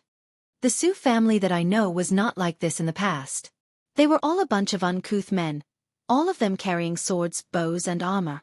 Even the only 2 scholars by the general's side, Sir Li and Sir Zhao, used to carry swords and participate in meetings. Today, in the general's residence, Li Gongda, Bai Yu, and the others are wearing civil official robes, while the military counselors are wearing scholarly robes. Looking around, there are so many scholars. There are very few people who wear turtle shells like us. Li Yanchao, who still had a lot of matters to deal with personally, said in a low voice, "The war is imminent, and the military affairs are heavy. Lu Diyuan, if you have something to say it directly. Don't beat around the bush with me. I won't play along." Lu Diyuan nodded, not angry at Li Yanchao's arrogant attitude. He smiled and said, "I, Lu Diyuan, am a donkey. I haven't been taken out for a walk for nearly 20 years. Since the prince trusts me and has allowed me to sit on the actual first seat of the left cavalry, then I can't let the prince down. Speaking of which, I, Lu Diyuan, have fought more than 60 battles and have never lost. This time, I definitely won't lose. Today, I called you out for a chat to let you know that the left cavalry has been handed over to me. The prince can rest assured, Old Marshal he can rest assured, and also you, Li Yanchao, can rest assured. We have to let everyone know that the left and right cavalry have always been arrogant and domineering, but we have the qualifications to be domineering. If you don't believe me, then let everyone open their eyes and watch. What to choose Twin Jade Annulus, Ko Zhonghuai, Xie Shibei, Chao Benlei, Yu Yuechi. In front of the seniors of the Su family's Iron Cavalry. In the future, on the day of rewards, as long as you meet on the road, you have to obediently step aside. Lu Diyuan turned his head and looked directly at Li Yanchao. Old Li, what do you think? Li Yanchao sneered. Your words are still acceptable. Whether or not you have the ability, I'll wait and see. Next, if the left cavalry can kill half as many enemies as my right cavalry, I'll treat you to a drink in North Town. If not, when you meet me at that time, scram to the side. Lu Diyuan reached out and patted Li Yanchao's head. You brat, your temper is even worse than the great generals in the past. Li Yanchao, who had almost never been patted on the head in his life, was stunned. By the time he regained his senses, Lu Diyuan had already run away. At the entrance of the meeting hall, Partridge Zhoukong, who had witnessed this shocking scene, also widened his eyes. He said helplessly, "This Lu Diyuan is really something. He even dares to touch Li Taisui's head." Su Fengnian dismissed it with a smile. He said softly, "If that's the case, the left and right cavalry's burden will be somewhat heavy." Zhoukong snorted coldly. "Since your highness believes that Ko Zhonghuai and his group of youths can make a name for themselves in Liuzhou, I can't be bothered to say anything about the muddled account of Qingyuan military town. However, even without the support of Stone Talisman Ning Amei and Yuan Nanting, Old He's left cavalry and my right cavalry against Murong Baoding and Wang Yong and Helian Wuwei behind them, your highness can put your heart back into your stomach." Su Fengnian hesitated for a moment, then said, "The 30,000 Winter Thunder Cavalry and the 30,000 Ruren Cavalry can be considered Bei Mang's first-rate elite army in the Southern Dynasty. Bei Mang is willing to use such a large amount of bait. You must not let your guard down." Zhoukong grunted in agreement. Su Fengnian suddenly clasped his fists towards the old commander who had once sent him off to the capital. He said, "Have a safe journey."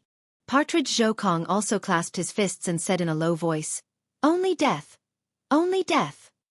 The two were well aware. In reality, only death. Chapter 1957. Liuzhou was on the verge of erupting. At that time, Neither side in Liangmang realized that this was going to be a battle that would determine the outcome of the war. It would be on par with the Battle of the Western Wall that ended the chaos of the spring and autumn period. After Northern Mang's great commander Huang Songpu achieved a great victory, he rushed downwards in an imposing manner, heading straight for Lu Province's central Green Sky City. At the same time, Northern Mang's emperor, who wanted to make the final decision, didn't hesitate to empty out Gusai Prefecture's military forces, transferring 40,000 Southern Dynasty's border elite troops to reinforce Huang Songpu's main force. The two main relay routes that connected more than 30 large and small military towns were packed with people. Without stopping to rest, they rushed south. Both armies gathered on the vast plains to the left of the Old Woman Mountain. This place was less than 70 miles away from Qingcang City. Not long ago, Liuzhou General Ko Jianghuai had given Beimang a huge victory on the northern battlefield, greatly boosting the morale of Beimang's north and south capitals. However, whether it was the Beiliang Governor-General House or the North Jebei City Manor, they did not demote Ko Jianghuai. Hence, Ko Jianghuai was still the main commander of this battle. He led 10,000 young Liuzhou cavalry, 20,000 Longxiang army, which was a level higher than the Liuzhou cavalry, and 16,000 Lantua mountain monk soldiers under his command. Probably because they knew that this battle would determine the ownership of the entire Liuzhou territory, Qingcang City also sent out the 3,000 cavalry that were under the provincial governor's manor. The four Liuzhou powers had a huge disparity in numbers, and there were close to 50,000 troops in Liuzhou. It could be said that they were staking everything on one throw, and Ko Jianghuai had full control over them. Although Liang Mang and Huang Songpu's forces had a smaller advantage compared to their initial numbers, the grassland cavalry still had the upper hand in terms of numbers and morale. This was mainly due to Ko Jianghuai's muddle-headed deployment of troops.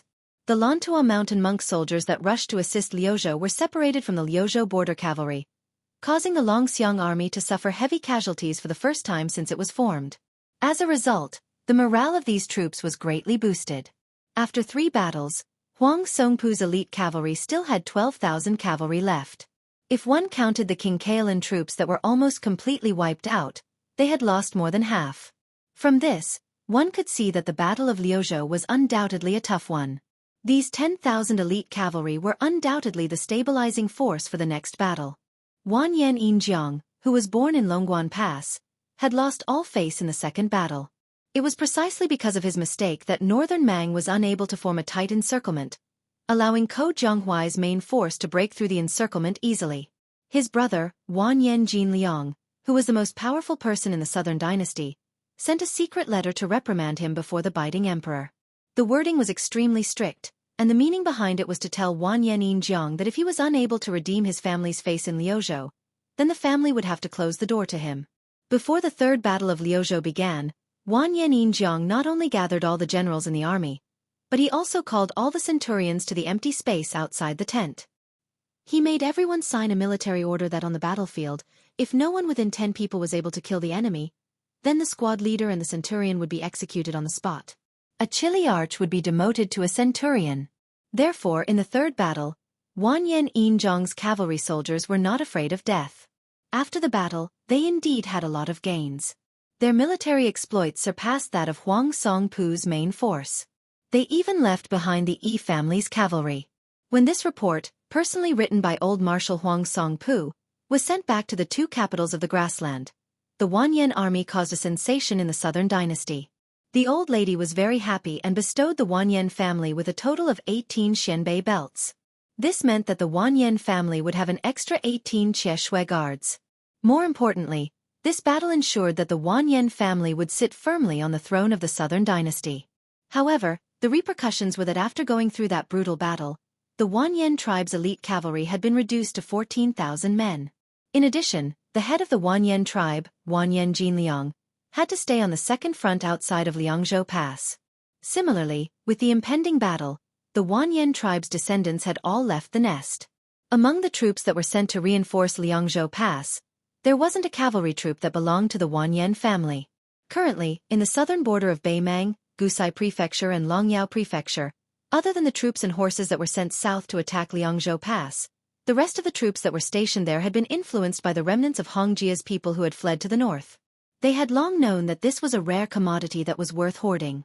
This was especially so when the importance of Gusai Prefecture was slightly lower than Longyao Prefecture, where the central army of Beimang was located. Coincidentally, it was a critical moment for the troops that were sent south to reinforce Liangzhou Pass. Almost all of the troops guarding Liangzhou Pass and Maolong Pass had privately offered a price. After all, going south to Laolong Pass was the general trend, and no one could refuse the emperor's order. However, there were a lot of things that needed to be done under the table. For example, the Wanyan family was afraid that Wanyan Yinjiang would make a mistake in the next battle due to the lack of troops, so they secretly offered a price to Ligu and Maolong towns, which were second only to tile-building Gentleman's Pavilion, in an attempt to persuade the two cavalry troops to take care of the imperial army during the Battle of Laolong Mountain. Unexpectedly, the two generals of the two towns firmly refused. It turned out that the Yi families that were also on the front lines of Liuzhou Pass had already taken the initiative to spend a large amount of money to form a temporary alliance with them. Furthermore, the price they offered was much more sincere than the reserved Wanyan family. For example, the A family that bought Maolong Town's 5,000 cavalry troops not only promised that the daughter of the family would be married to the eldest son of the cavalry general, but they also offered chests of gold and silver that amounted to 400,000 taels of silver to Maolong Town. Logically speaking, after 3 fierce battles in a row, the 2nd Cavalry, which had the weakest combat power and the largest number of soldiers, should have suffered the heaviest losses. However, the result was unimaginable. Before the southern expedition, there were more than 40,000 cavalrymen of mixed brands. Of the 40,000 cavalrymen who survived to advance to the battlefield of Crone Mountain with their commander-in-chief, Huang Songpu, there were still 34,000 cavalrymen who survived. In addition to the military forces of Gusai province, which were advancing south at full speed, the 40,000 cavalrymen of the Southern Dynasty who had been recuperating in the rear from the beginning to the end were all kept by the second noble families with a large sum of money. Apart from the 20,000 cavalrymen who were the old king of the southern courtyard, Huang Songpu's old subordinates who would obviously follow the old commander-in-chief's lead, the remaining 20,000 cavalrymen were all divided up by the second noble families. Huang Songpu, who had already lost his position as the king of the southern courtyard, could do nothing about it. The old lady sitting on the dragon throne, who was concerned about the central plains, turned a blind eye to it. Huang Songpu, who had a large number of reinforcements, did not act rashly. Otherwise, in this grand battle that was about to begin, the main battlefield would be under Qingcang City, and not on Crone Mountain, which was like a small island floating alone in the sea. The area to the right of Crone Mountain was dozens of li, with strong winds and strong sand. The large expanse of rugged terrain was naturally extremely difficult for cavalry to gallop through. In the first battle between Liang Mang and Lu Guai, the cavalry under Crone Mountain had successfully advanced south from the plains on the left flank of Crone Mountain. However, at that time, the border army of Liuzhou was only defending the city to the death. Their military strength was also relatively weak.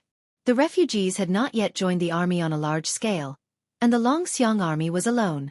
The main force in the field was not enough to support a large-scale cavalry battle far away from Qingcang City. As a result, they did not choose to take the initiative to intercept. However, it was clear that today was different from the past. After Ko Jianghuai obtained the complete military power of a province, coupled with the fact that the Bailiang governor-general and the young vassal king attached great importance to Liuzhou, Ko Jianghuai not only fought 3 soul-stirring interception battles, he also resolutely chose the flat and vast Crone Mountain as the final battlefield. If they won, the Beimang cavalry would never be able to see the walls of Qingcang City. If they lost, then not only would Qingcang City fall into the hands of the Beimang cavalry, Liuzhou would probably become a new province of the southern dynasty of Beimang. Crone Mountain was not tall and steep. Instead, it was like a large mound of dirt. The north and south slopes were enough for a small group of cavalry to ride their horses up to the top. Even the most muddle-headed general would feel that occupying Crone Mountain to look down on the battlefield was beneficial for him to assess the situation and mobilize his troops. Ko Jianghuai was one of the 2 Jade Annulus of Dechu, and Huang Songpu had once used his military exploits to become a meritorious general of the southern courtyard. Hence, the battle for the high ground of Crone Mountain had already begun before the 2 armies officially engaged in battle. Huang Songpu did not have the selfish intention of wasting the elites of the other divisions. He decisively sent out the remaining 400 green grass bars to climb up the mountain with shields and blades. The green grass bars had always been on the same level as the crow bars under Dong Zhuo and the black fox bars under General Lu Guai. They were ranked in the top 3. Although they were dismounted to fight, their bodies were strong and their strength was shocking. They were good at close combat. As expected, the Liuzhou side sent out 600 white horse crossbowmen, similarly armed with blades and shields. They climbed up the mountain at almost the same time. Both sides entered the battlefield of Crone Mountain at almost the same time and started to fight for Crone Mountain at almost the same time. This was probably the so-called coincidence of fate. Chapter 1958.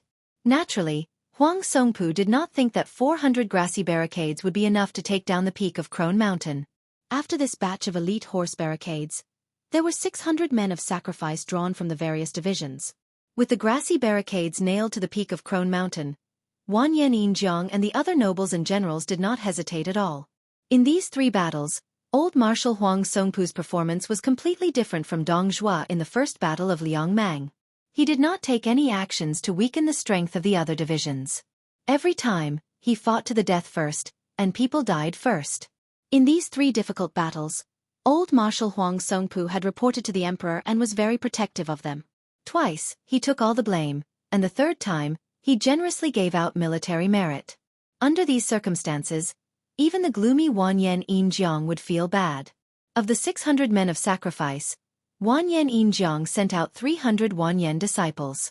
As expected, in a small-scale battle, without the leeway brought by the warhorses, people died even faster. The 400 grassy barricades quickly died. Looking up from the foot of the mountain, the peak of Crone Mountain was filled with the figures of the remaining white horse crossbowmen. The 600 men of sacrifice of the southern court aggressively entered the battlefield. The side of Liuzhou seemed to only use the white horse crossbowmen as an opportunity to seize the initiative, and definitely did not have the intention of letting all the crossbowmen die at Crone Mountain. This was also within reason. The ownership of Crone Mountain was of course important, but it could not be considered crucial, and could not be said to affect the outcome of the battle. If the battle between Liangmang and Liangmang was on the map of the Central Plains, where the tempo of the battle was slower than that of a cavalry battle, the gains and losses of Crone Mountain would be more significant. However, in a cavalry battle, especially a large-scale cavalry battle where both sides had accumulated more than 100,000 soldiers, and both sides were familiar with fighting on horseback, opportunities were often fleeting. In addition, Crone Mountain was not located at the center of the battlefield, but at a side away from the battlefield. When the time came, the side that lost Crone Mountain could very well take the initiative to move the main battlefield away from Crone Mountain. In this way, Crone Mountain's geographical advantage to observe the battlefield would be weakened. Therefore, both sides knew that the battle for Crone Mountain was bloody and bitter.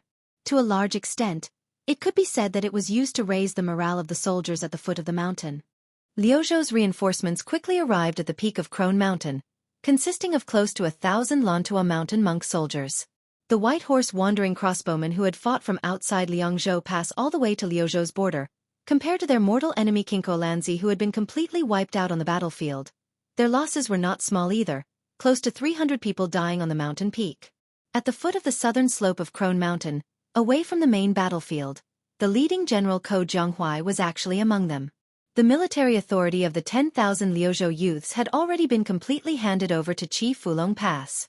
As for the 20,000 Longxiang army, on the battlefield where they faced off against Beimang's main force, it was naturally Su Longxiang and Li Mofen who each led 10,000 cavalry. Ko Jianghuai only spoke about how to win this battle, how to deploy the troops in detail and how to generally deploy them. But he definitely would not interfere with the killing of the Longxiang army after they entered the battlefield. The 3,000 cavalry directly under the Liuzhou provincial governor's mansion also did not appear here, instead following behind the 10,000 cavalry from Chief Fulong Pass, forming a central army. The 2 wings were the even stronger 10,000 Dragon Elephant cavalry. Huang Songpu did not leisurely head to the foot of Crone Mountain's northern slope like Ko Jianghuai to oversee his own central army. When the old general vaguely saw the monk soldiers of Lantua Mountain appear at the summit, the old general with a grave expression finally let out a light breath of relief. In the previous 3rd battle, the monk soldiers of Xie Shibian were not even worth his weight in gold. They were practically a burden that held him back, allowing this Southern Dynasty great general to obtain a great victory that even Tai Ping-ming did not expect. His military service was so great that it shook the grasslands. However, in the depths of Huang Songpu's heart, he instead felt even more apprehension towards the monk soldiers of Lantua Mountain that the Beimang had obtained through winning the Battle of Miyun Pass. He was not as optimistic as many of the Southern Dynasty border army generals, who believed that the reason for the defeat of the Liuzhou border army was that Ko Jianghuai intentionally suppressed Xie Shibian, whose name shook the world at the Battle of Miyun. Huang Songpu firmly believed that this was a trap set by Ko Jianghuai and Xie Shibian for him. If he was not careful, the people who would be strangled by the neck would be tens of thousands of grassland soldiers. Wanyan Yinjiang, who was holding an iron spear and wearing heavy armor, urged his horse over. He loudly asked, "Great General, when do we charge?" Huang Songpu glanced at the direction of Crone Mountain and calmly said, "Wait a little longer." Wanyan Yinjiang, who knew the inside story of the military, was a little puzzled. Other than the 400 grassland soldiers and the 600 death warriors of the Southern Dynasty, the old general still had a backup plan. A total of 1,500 elite soldiers. Using these elite soldiers to fight for Crone Mountain showed how much importance he placed on it. However, even Wanyan Yinjiang, who was not as talented in military strategy as the old general, knew that the number of soldiers he had was still too little. With the Bailiang Frontier Army's character of wanting to lose people, they could not afford to lose face. At the very least, they would need to add another 1,000 soldiers to ensure that they would be able to take over Crone Mountain. One Crone Mountain was only worth this price. If more soldiers were sent in, more people would die on the mountain. For both sides, Liang Mang and Liang Mang, it would be a loss. The old general, Huang Songpu, obviously did not plan to take over Crone Mountain from the start. Instead, it was more of a test. After going through 3 battles, Wanyan Yinjiang knew his own worth. His arrogant personality had long been smoothed out.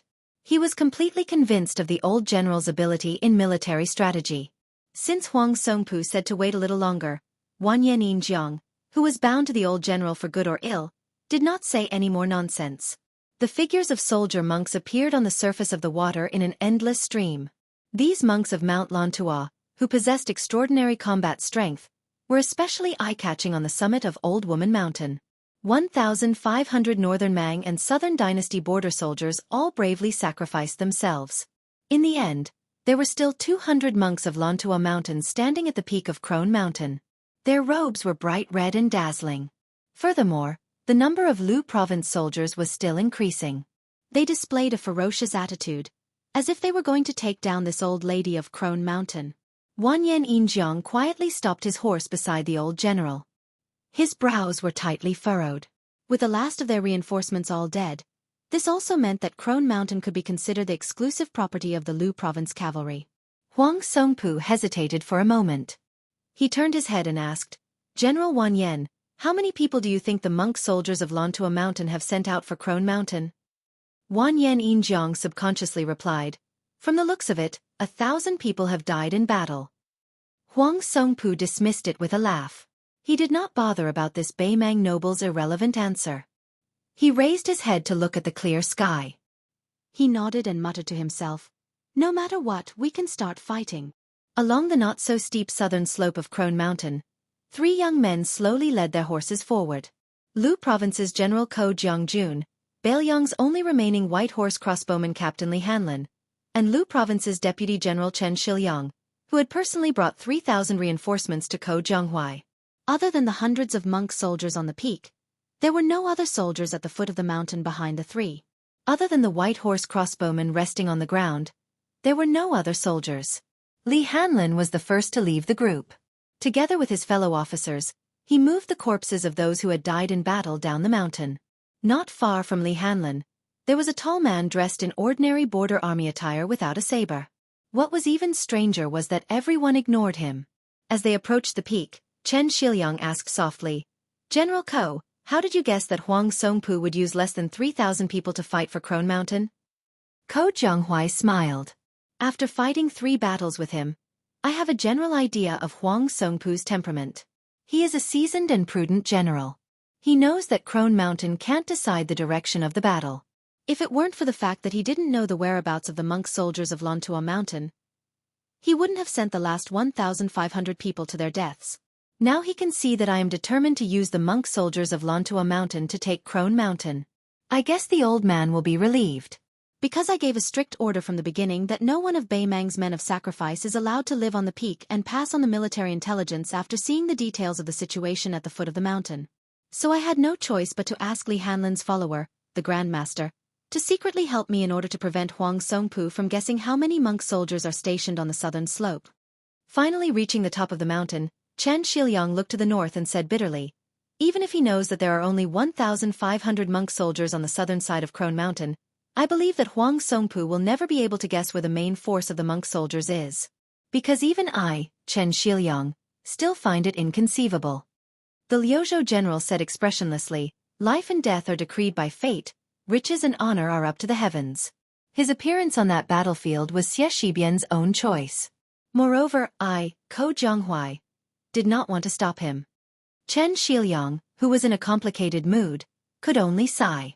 During the Battle of Miyun, Xie Shibian defended the mountain pass to the death. Following this, Xie Shibian had to personally lead 10,000 monk soldiers to resist the 60,000 reinforcements from the southern border alone. His goal was to have the Liuzhou cavalry work together with the Qingyuan army to swallow up Huang Songpu's main force. Even Chen Shiliang, who was a layman in military affairs, knew that in some battlefields, one could fight to the death, but in other battlefields, one could not. Chen Shiliang could not understand. Ko Jianghuai did not personally give the order, but Xie Shibian had already taken the initiative to bring up this matter. At that time, everyone, including Su Longxiang, Li Mofan, and Liuzhou provincial governor Yang Guangdou, were hesitant. This was because everyone knew that even if all 20,000 of the Lantua mountain monk soldiers were added together, in the young king's mind, they were not as important as Xie Shibian, who he had personally taken away from West Chu. Only Ko Jianghuai dared to openly agree and let Xie Shibian die. In the rugged area west of Crone Mountain, Xie Shibian stopped his horse. Behind him were more than 10,000 monk soldiers. Everyone had abandoned their blades and carried large shields, holding long spears to stop the horse. When the middle-aged warrior monk who acted as the scout returned and reported that there were no Beimang scouts 10 li ahead, the main general Xie Shibian raised his arm and moved forward. Only then did the troops continue to move forward quickly. Xie Shibian, whose lips were dry, grinned and exhaled softly. For some reason, he thought of the delicate girl who often walked past his door with her head down and sunbathing when he was young. South of Bailiang, there was her. The reason was enough. Chapter 1959. On the vast plains to the north of Crone Mountain, the sound of a bugle horn shook the heavens. Huang Songpu had 12,000 cavalrymen, 14,000 Wanyan elite cavalrymen, and 34,000 second cavalry. Among them, there were also 500 to 600 rare heavy cavalrymen who were fully equipped with armor. The northern Mang cavalry that had been accumulating power and waiting to set out stretched out 5 or 6 li in length, continuing without end. Compared to Bailiang's Liuzhou border army, which only had 30,000 cavalry, Beimang's morale was not inferior. Their military strength was far superior. Commander Huang Songpu did not purposely try to win by surprise. Although the battlefield was vast, this general who had been the #1 person in the Southern dynasty for more than a decade did not try his best to spread out the front lines. It was obvious that he did not plan to fight a chaotic battle of unprecedented scale. He also did not split into left, middle, and right formations like the Liuzhou border army. Instead, he used his own troops as the vanguard, with the Wanyan elite cavalry following closely behind. The E cavalry, which had the largest number of people, brought up the rear. In this way, the northern Liang border cavalry, who had the advantage of natural armor, could be weakened to the greatest extent. While ensuring the thickness of their formation, it could force the Liuzhou cavalry into the mud and reduce the number of repeated charges. On the other hand, to be able to make the grassland cavalry that was described in the spring and autumn annals as the western and northern borders were filled with fierce cavalry that came and went like the wind, and the central plains were unstoppable unless it was a high city, they had no choice but to use such a stable formation to fight.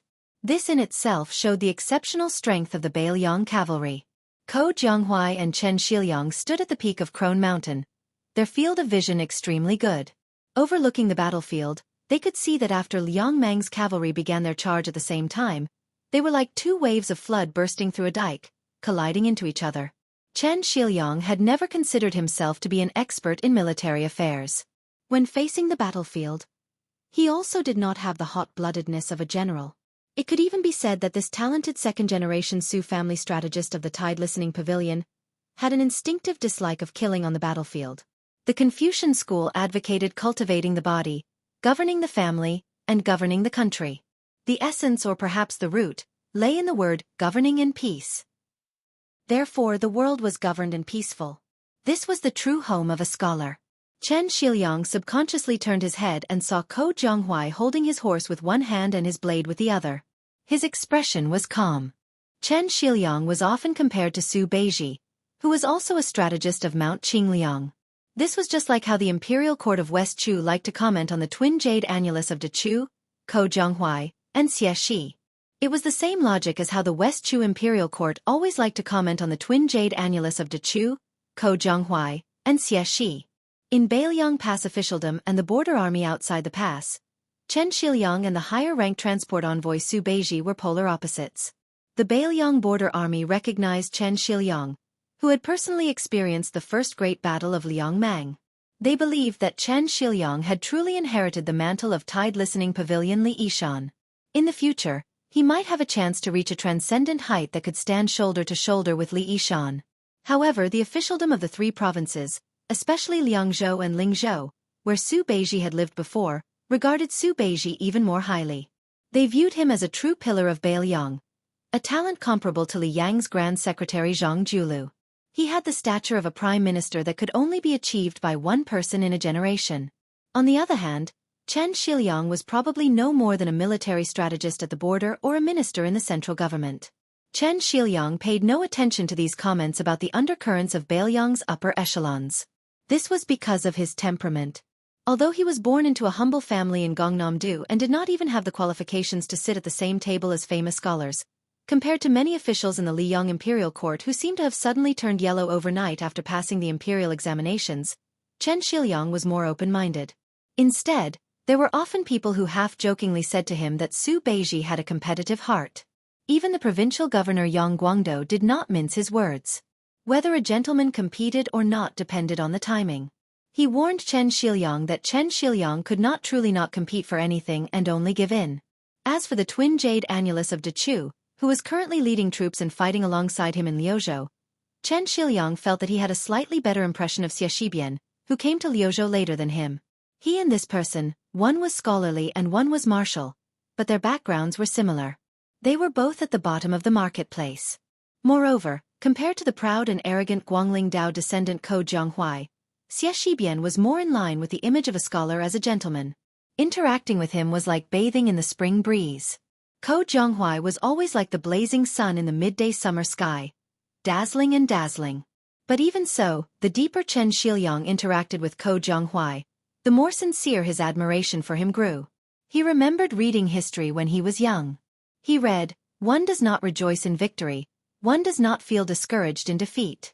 One who is as calm as a lake even when there is a thunderstorm in his chest can become a general." At this time and place in Crone Mountain, Chen Shiliang gazed at Ko Jianghuai's resolute profile. In his heart he sighed. A master of the art of war should be like this. Ko Jianghuai did not turn his head. He suddenly said, "If I win this war, but Xie Shibian dies in battle, then to me, Beiliang wins and I lose." Chen Shiliang, who had been immersed in officialdom for many years, naturally understood the mystery. He asked curiously, "Since this is the case, why did Ko Jiangjun agree to General Xie's generosity and go north?" Chapter 1960. Ko Jianghuai smiled and said slowly, "In the battle of spring and autumn at the West Wall, do you know how many cavalrymen were really involved in the battle? Actually, the total was less than 140,000. Far less than the 40,000 to 50,000 infantrymen sent in at once in the middle and later stages of the battle. It was because both sides had used up a lot of military strength before the final battle, and the cavalry had suffered heavy casualties early on.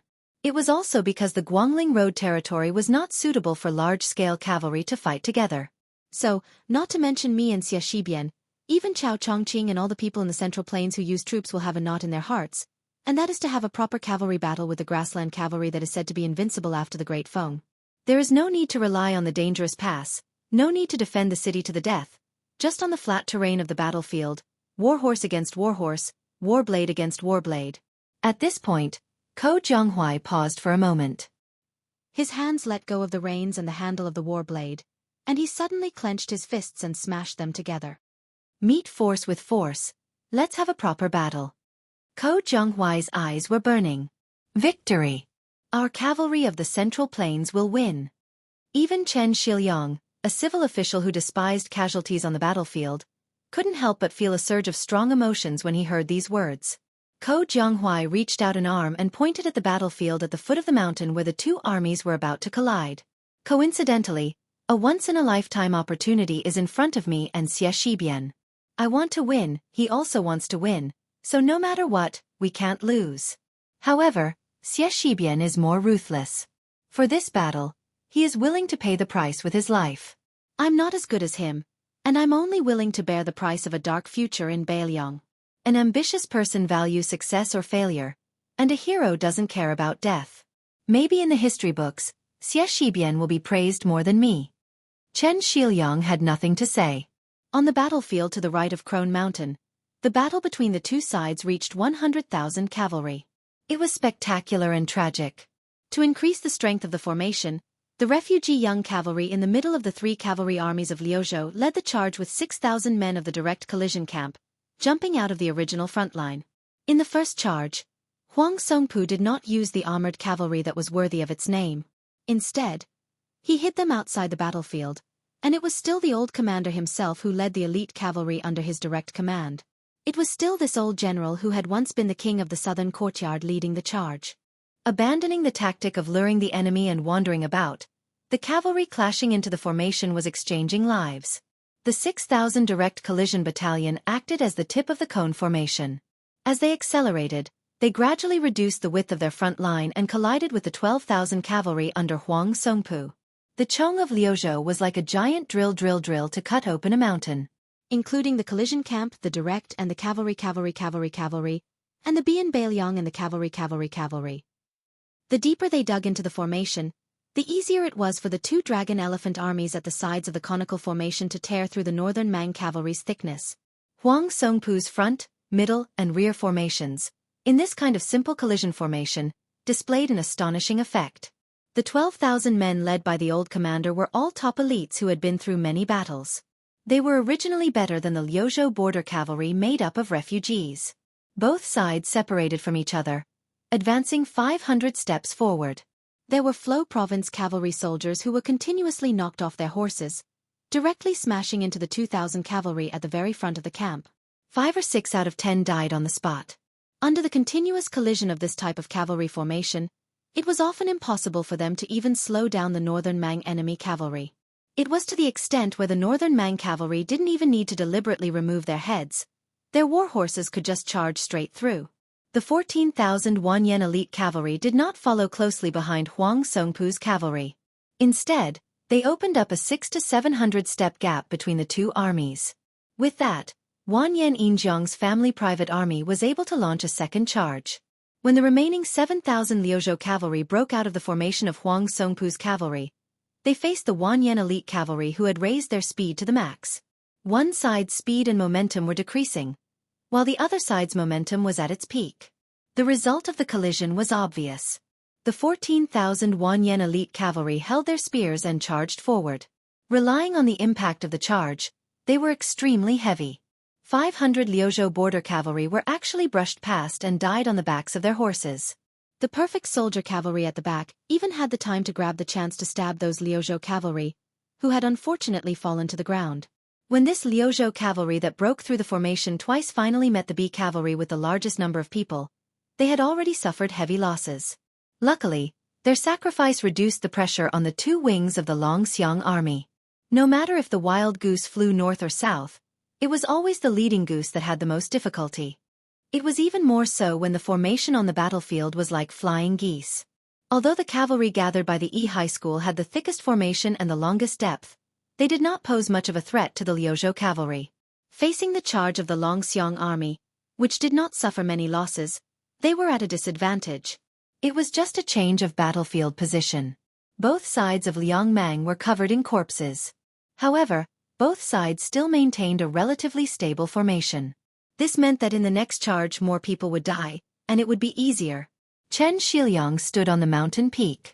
After personally witnessing this intense clash, he kept silent. If one only judged from the Old Woman Mountain battlefield, based on the current situation, the final victor would be Bei Mang. Ko Jianghuai was expressionless from start to finish. Not enough people had died here, and the northern Mang did not feel that the achievements were at their fingertips.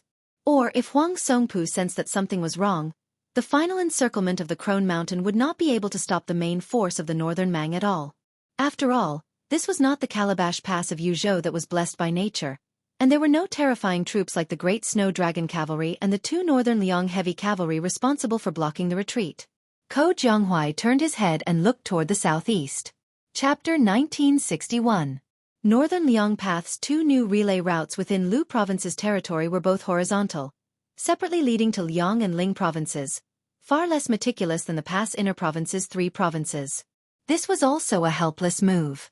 The vast Lu province only had 3 military towns to rely on, yet it was bordered by Northern Mang's powerful Gusai province.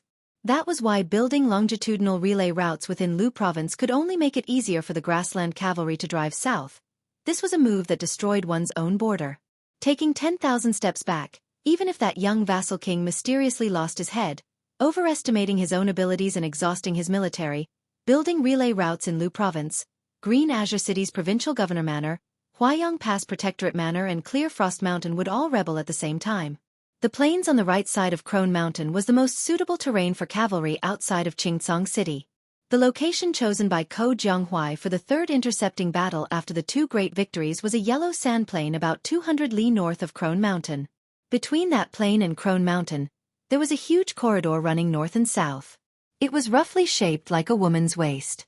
If the grassland cavalry were to advance from north to south, although this wasn't a path they had to pass through to reach the battlefield of Crone Mountain, compared to taking a detour, it could shorten the distance by 60 li. Furthermore, this corridor wasn't narrow or steep. Definitely not a winding path. It was impossible to set up an ambush on both sides.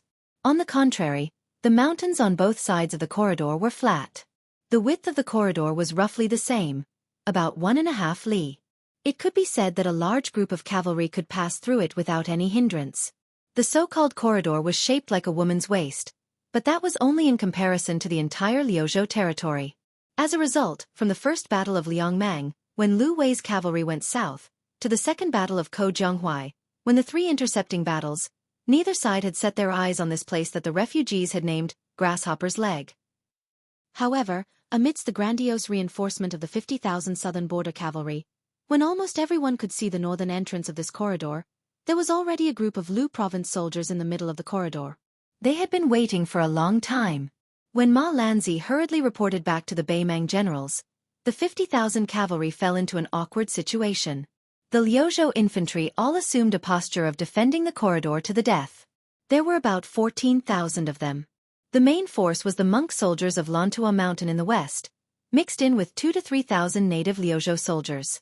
The bad news was that with this corridor as the battlefield, the cavalry couldn't move left and right. The good news was that the infantry army that was waiting in formation didn't bring any large-scale anti-horse machine.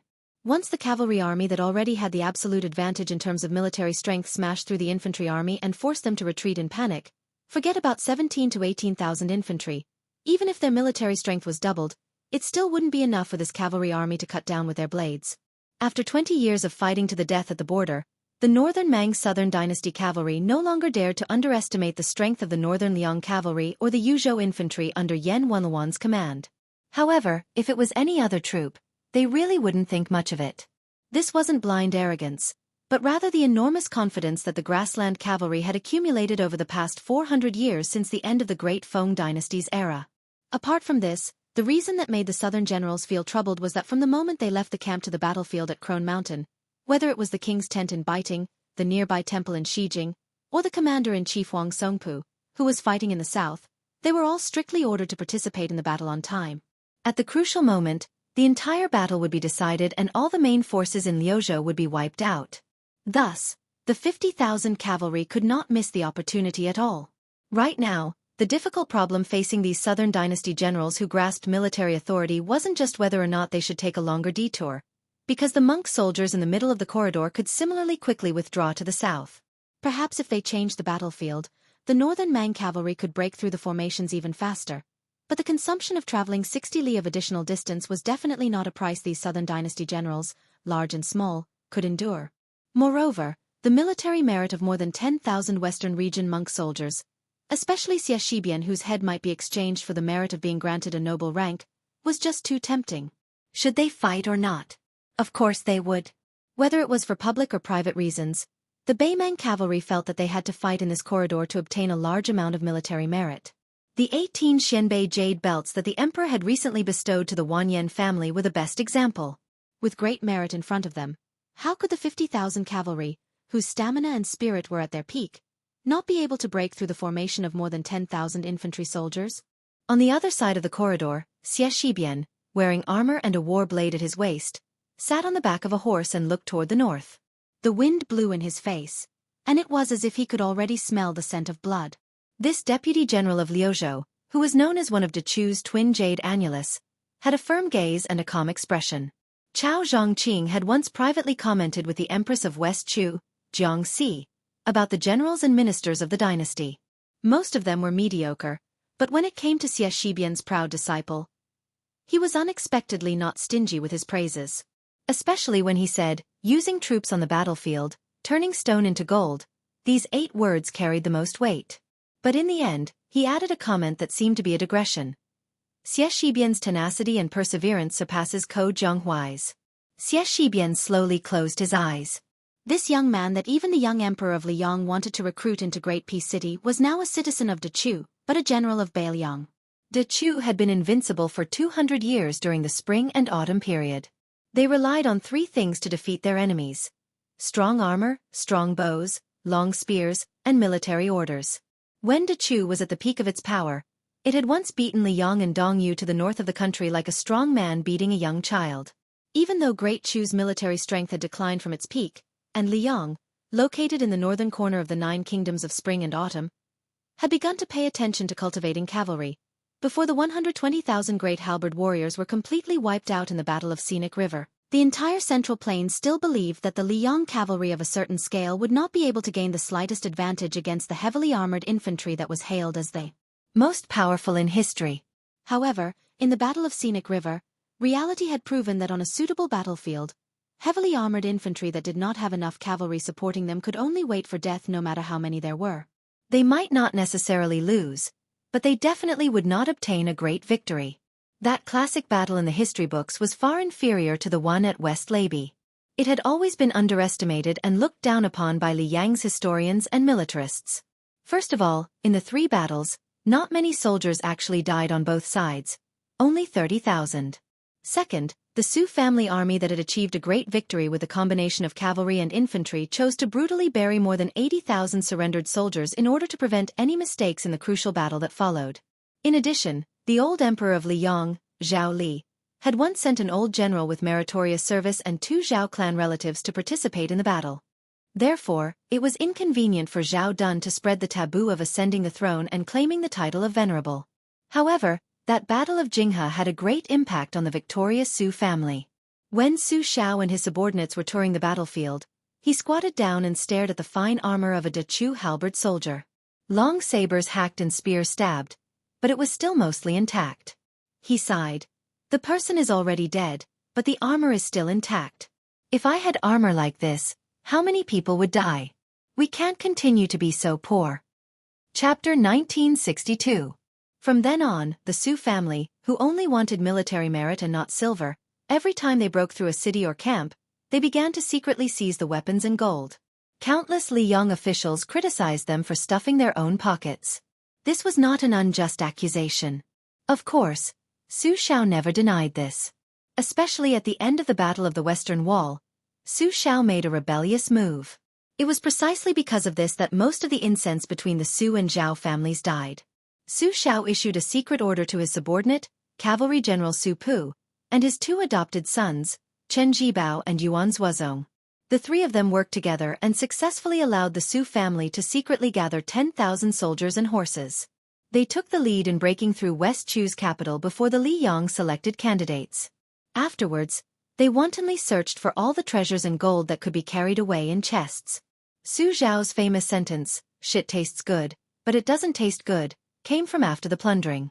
When the Liyang military sent an envoy to denounce him, Lame Su got straight to the point. "The things are already in my stomach. If you want them, I can only give you shit. Do you want to eat it?" It was said that when the old emperor, Zhao Li, heard this report, he was so angry that he didn't know whether to laugh or cry. In the end, Su Shao just symbolically spat out some spoils of war to the imperial army and left the matter unsettled. After being granted the title of king and vassal of the northwest border, Su Zhao's obsession with weapons and horses could be said to have become even more intense. Rather than saying that the Beiliang cavalry was the best in the world, it was better to say that the army and horses were the best in the world. In these 20 years, the smuggling of ironware to the Beimang grasslands and the endless border of Liang never stopped despite repeated prohibitions. The two Beiliang border armies, who enjoyed half of the country's taxes, constantly made small movements that were extremely difficult to stop. It wasn't until Chen Zhibao temporarily served as the former Minister of War and Gu Jiantang left the capital to personally oversee the north that the two most powerful generals in the military worked closely together on this matter that they succeeded. Even in the Beiliang Frontier Army, which had strict military law, there were still several captains with real power who were beheaded on the spot because of this. The implications were broad, from the generals inside the pass to the generals with real power outside the pass, to the captains of the pass, and finally to the big and small beacons. Often, close to 100 heads would fall in one incident. The grassland cavalry had never lacked horses, but they lacked armor. After the old lady ascended the throne, Beimang's outlook had changed greatly.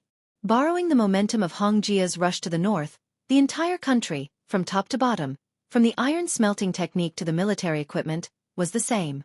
However, there were some things that were deeply ingrained in the nomads. Even after 20 years of influence, it was still difficult to change. For example, the Chong cavalry that was destroyed in the northwest of Liuzhou, the famous Beimang Southern Dynasty's Chong cavalry, and the Ruren cavalry that Hong Jingyan led, were known as the most important border cavalry. With the old lady's foresight and the importance of the Southern Dynasty's Shijing imperial court, how could she not have the foundation and courage to equip 10,000 Chong cavalry with good equipment? However, the Chong cavalry maintained the light cavalry path of leather armor, fast horses, short knives, and short spears. This couldn't be simply seen as a sectarian bias of the Beimang cavalry. It was more of the times that made heroes. The sound of the hooves of the Beimang cavalry became louder and louder. Added to the natural echo of the corridor, and the roar of the Beimang after they thought that victory was in their grasp, it was like a thunderclap on the ground. The momentum was extremely majestic. Xie Shibian suddenly opened his eyes and pulled out the cold knife at his waist. He shouted angrily, "Formation! Barricade the horse!" This time, using the infantry formation to stop the 50,000 Beimang cavalry, Xie Shibian had the right to distribute 5,000 bows and crossbows from the Liuzhou provincial governor's mansion. He also asked for 800 horse lances and 1,000 mo knives from the Liangzhou border army. The mo knife was popular in the southern Tang during the spring and autumn period. It weighed more than 50 catties and was made of fine iron. Only the best soldiers in the army could wield it. In the past, the southern Tang border had 16 towns and more than 70,000 soldiers and horses. There were only about 2,000 mo knife soldiers. They were so strong that they were once hailed as the king of white blades. It was believed that if they could gather 10,000 mo knives to guard the country's gate, they could stop 100,000 invading cavalry. After the first famous general in the old southern Tang, Gu Dezhu, followed the then heir of Beiliang, Su Fengnian, into Beiliang, in addition to being the deputy commander of the infantry, with the full support of the young feudal lord, he earnestly asked Gu Dezhu to help the Mahis Jizi create a new type of mo knife so that it could be given to the Beiliang border army in the future. Compared to the 50 catties mo knife of the southern Tang soldiers in history, because the men of Beiliang were more robust and had greater strength, the well-deserved Zanmadeo of Beiliang was heavier. The Mahis Jizi, Song Chong Sui, jokingly named it Knife 60. It was a pity that they started to make it before the First Liangmang War. Until now, they had only tried their best to make 1,000 of them. Moreover, it was difficult to use them on the battlefield outside Liangzhou Pass. Then, Xie Shibian asked for all of them. Other than that, there were also the 1,000-long lances. These lances were more expensive to make than the mo knife. The degree of rarity was enough to make people speechless. Only the son of a military family could use a horse lance. This was an iron law since the birth of the horse lance. First, no matter if it was a horse lance or a horse lance, it was extremely long and difficult to use. Ordinary cavalry using it would be like drawing legs on a snake. Second, it took a long time to make. It was said that it took at least 3 years to make a lance. It had always been the #1 hobby of the cavalry of the Central Plains. It was even harder to find than a good horse that was worth thousands of gold. The young feudal lord personally ordered the 800 lances. It was a number that almost took all of the Su family's wealth to gather. If it were not for the fact that the Beiliang military law did not allow cavalry to use lances because of their status, and that Su Xiao, who was used to living a hard life and was afraid of being poor, had the intention to wantonly collect lances from the military depot during the later stages of the Spring and Autumn War, it would be wishful thinking. In the corridor, the Liuzhou infantry formed by the monk soldiers of Mount Lantua blocked the horse. At the very front were the lances pointing outwards. The cold light was like snow. 300 people formed a horizontal line, forming 3 rows. The first row held lances and knelt, their lances slanted forward. The second row held their lances flat and pointed forward. The third row held their lances on the shoulders of the soldiers in front, also slanted forward. In front of the 3 rows of lances, there were actually 2 rows of sturdy monk soldiers holding their huge shields with their hands and shoulders. After the lances, there were 4 rows of tall monk soldiers with 200 people in each row, holding mo swords that could kill 800 horses. The battle was imminent. The 800 people sat on the ground to rest. Even when the Baimang cavalry blew the horn to charge, without the order of the general, the 800 mo swordsmen still could not get up. They had to save as much strength as possible. Once the lances and horses were all killed, the 800 mo swordsmen would charge forward like a wall. Great ancestor Gu once said that in front of the mo sword of southern Tang, men and horses would be crushed. After this, there were 2,000 Liuzhou border soldiers and 3,000 monks from Mount Lantua, equipped with 5,000 bows and crossbows. When the infantry formation faced the enemy cavalry, the first to stop the cavalry charge was actually the 5,000 archers at the back of the formation. After Xie Shibian gave the order to stop the horse, he did not continue to stop at the back of the infantry formation. Instead, he walked behind the archers and took down the shield hanging from the saddle. Then, he held a blade in one hand and a shield in the other, standing at the front of the infantry formation formed by the remaining monk soldiers. The Baimang cavalry roared like thunder, and the Liuzhou infantry formation was as silent as a mountain. Life and death were decided in this unknown corridor. In the history books of the future, whether it was heavily exaggerated or lightly described, without exception, they would conclude this battle with 6 battles and 6 defeats. The fierceness of the battle could not be described in more words. Chapter 1963. After Northern Mang became the imperial preceptor of this dynasty under the decree of peace, they were no longer the same as they were in the past when it came to attacking huge cities and towns that were difficult for warhorses to leap over. In the first great battle of Liangmang, Dong Zhuo broke through the #1 town at the border of Liang, Huta City. Zhong Tan Lien broke through Yozhou's Heluku City, Krugong City, and Luanhe City. Not only that, the grassland cavalry who aspired to annex the Central Plains had also studied deeply on how to break through the dense infantry formation. Chuanji Bo Tuoba Chi Yun was even more knowledgeable in this field.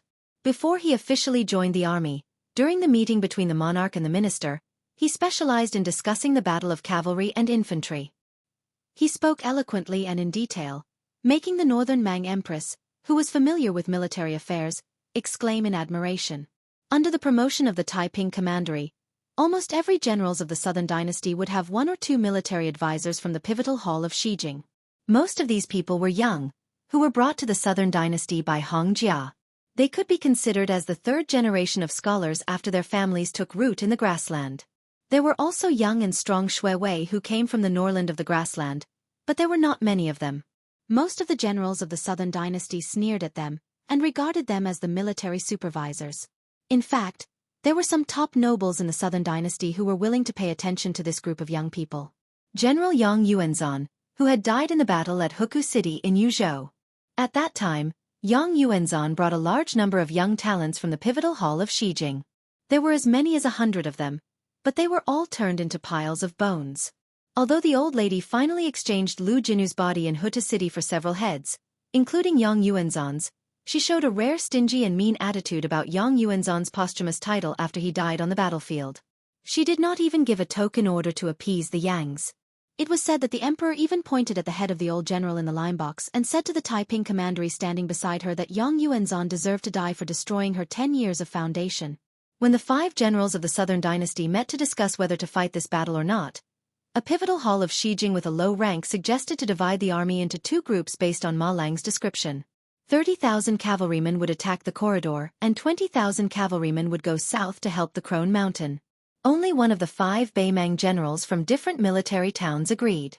The other 4 rejected this overly conservative proposal. The middle-aged general from Maolong military town was known for his violent character in the Southern Dynasty. He directly bent over and pointed his whip at the young man's nose, scolded him for being a kid who didn't even know how to speed was the most important thing in war. How could he know the importance of war? Be quick. He also asked the young man in a strange tone, "Are you a spy planted in the Southern Dynasty by the Baelyong Frontier Army?" The only old general who agreed with the young man's cautious proposal couldn't bear it. Just as he was about to say something to smooth things over, he heard the other three generals, who had similar positions and more power, laugh out loud. The men of the grassland, especially the strong in the army, always believed that they could be killed but not humiliated. The young man whose father had died in battle outside Baelyong was so angry that his eyes turned red. He almost ground his teeth to pieces. In the end, he took the initiative to ask to be the vanguard of the cavalry. Before he left, he sneered and said, "After I die, I'll see how you die in the underworld." The four ambitious generals didn't care at all. The young man who had read a few tattered books and didn't know the immensity of heaven and earth wanted to die. They, who had no relationship with him, couldn't be bothered to stop him. However, after the 2,000 vanguard cavalry ran into a wall, all of the generals began to realize that the situation wasn't good. It wasn't that they didn't understand the natural mobility brought by abandoning the war horses. It wasn't easy to use cavalry to break through the infantry formation head-on. The cavalry who opened the way would inevitably die when they ran into the formation. However, even the oldest generals didn't expect the infantry formation's defense to be so shocking. If it was said that the 5,000 infantrymen hiding behind the horse barricade formation shot out arrows like a torrential downpour, it was still within reason. However, there were still more than 1,000 of the 2,000 cavalrymen who charged behind the wall. The bloody scene of both men and horses dying in an instant was still extremely shocking to the captains, who had seen many bloody battlefields. These 2,000 elite cavalrymen were undoubtedly 2,000 men of sacrifice. Almost everyone knew that they would die if they charged forward, so they began to accelerate at the edge of the range of the crossbows. When the 1,000 or so cavalrymen crashed into the horse barricade formation, their momentum was actually the strongest and their speed was the fastest. When a single cavalryman crashed into the horse barricade formation, relying on the inertia brought by the galloping war horses, the terrifying impact was self-evident. In the end, more than 1,000 men of sacrifice, men and horses, all died under the long spears. No less than 600 war horses were directly pierced through by the long spears. The most terrifying thing was that the second group of cavalry was almost visible to the naked eye. Those strangely long spears displayed incredible toughness. After piercing through the warhorse corpses, most of the spears only bent and didn't break before they were pulled out of the corpses. For example, the normal cavalry of the Southern Dynasty's border army was usually given a cavalry spear. Often, it would break after 1 or 2 charges. Only the elite soldiers under the direct command of great generals like Dong Zhuo, Lu Gui, and Yang Yuanzhan were able to repeatedly ram into the formation without breaking. However, as the grassland cavalry who were familiar with archery and horses, they all knew that even the Winter Thunder elite cavalry under the command of Orange Province's sectional magistrate Murong Baoding's spears were not as unreasonable as the spears in the hands of the Liuzhou monk infantry army. Although these 2,000 cavalrymen were a little timid, before the horn of retreat sounded behind them, no one dared to turn around and retreat. It wasn't that these cavalrymen didn't care about their lives, nor were they completely unafraid of death. Although the border army of the Southern Dynasty was not as strict as the Baelyong Su family, if they retreated at the last minute, not only would they implicate their superiors, but also their whole family. They really couldn't be timid. As the 2,000 cavalrymen were charging, the Liuzhou infantry army in their sight slowly moved back more than 10 steps. The shield formation was still like a wall, the infantry spears were still like a forest, and the arrows were still like rain. The young Shijing advisor who died on the battlefield when he was 20 years old happened to be hanging on a slanted infantry spear before the infantry army retreated. It was like a scarlet sugar-coated haw, both funny and tragic. Before he died, his chest and the head of his mount were pierced through by the infantry spear. The young man used all his strength to reach out and hold on to the infantry spear. The corner of his mouth twitched as if he wanted to say something, but he couldn't open his mouth. If he could return alive, he would definitely insist on taking a detour to the south. He would tell the 5 generals of the border army, who mistakenly thought that a great achievement was at their fingertips, that this thing was called a long spear. The shaft was extremely tough, the grip was extremely strong, and the tip was extremely sharp. When the sharp knife and heavy axe struck, there would be the sound of metal and stone. It would never crack or break. It had always been the white blade and the sharpest weapon that countless cavalry generals in the Central Plains dreamed of. The Han family of Jizhou, who had been competing with the grassland cavalry army for nearly 400 years, always had the tradition of taking the spear after the death of the father. This meant that a good spear that was hard to break was far more suitable to be a family heirloom than a good knife that could cut through iron like mud. Killing the enemy on horseback with a long spear in hand was always successful. The cavalry general who held the spear almost didn't have to worry about the force of the spear hurting his arm. How bad could it be to use the infantry formation to stop the horses? The second wave of 2,000 cavalry still didn't survive, but in the end, the infantry formation was loosened. Hundreds of cavalry crashed into the first row of Liuzhou monk soldiers with shields and died with blood splattering everywhere. In total, more than 300 lances of the 1,000 paces had been broken. The poet of the Great Feng dynasty once wrote a border fortress poem that had been passed down to this day. It described the outstanding military exploits of a famous general at the border, but in front of the battle, he was defeated by the enemy. This sentence was simple and straightforward, but it was also very vivid. The word defeated was the finishing touch. One of the generals sitting on horseback couldn't help but raise his butt and look at the battlefield in the distance. He was dumbfounded and couldn't say a single word. They weren't afraid of dying, but if they died so quickly, how could they fight the war? Even if it were two cavalry armies fighting, how long would it take to charge and break through the enemy's formation with a short 300 paces? The generals of the Maolong army, who had previously mocked the staff of the Cardinal Hall of Shijing, secretly swallowed his saliva. He turned his head stiffly and said to the old generals, "Should we leave this place and take a 60-mile detour to Laohu Mountain?"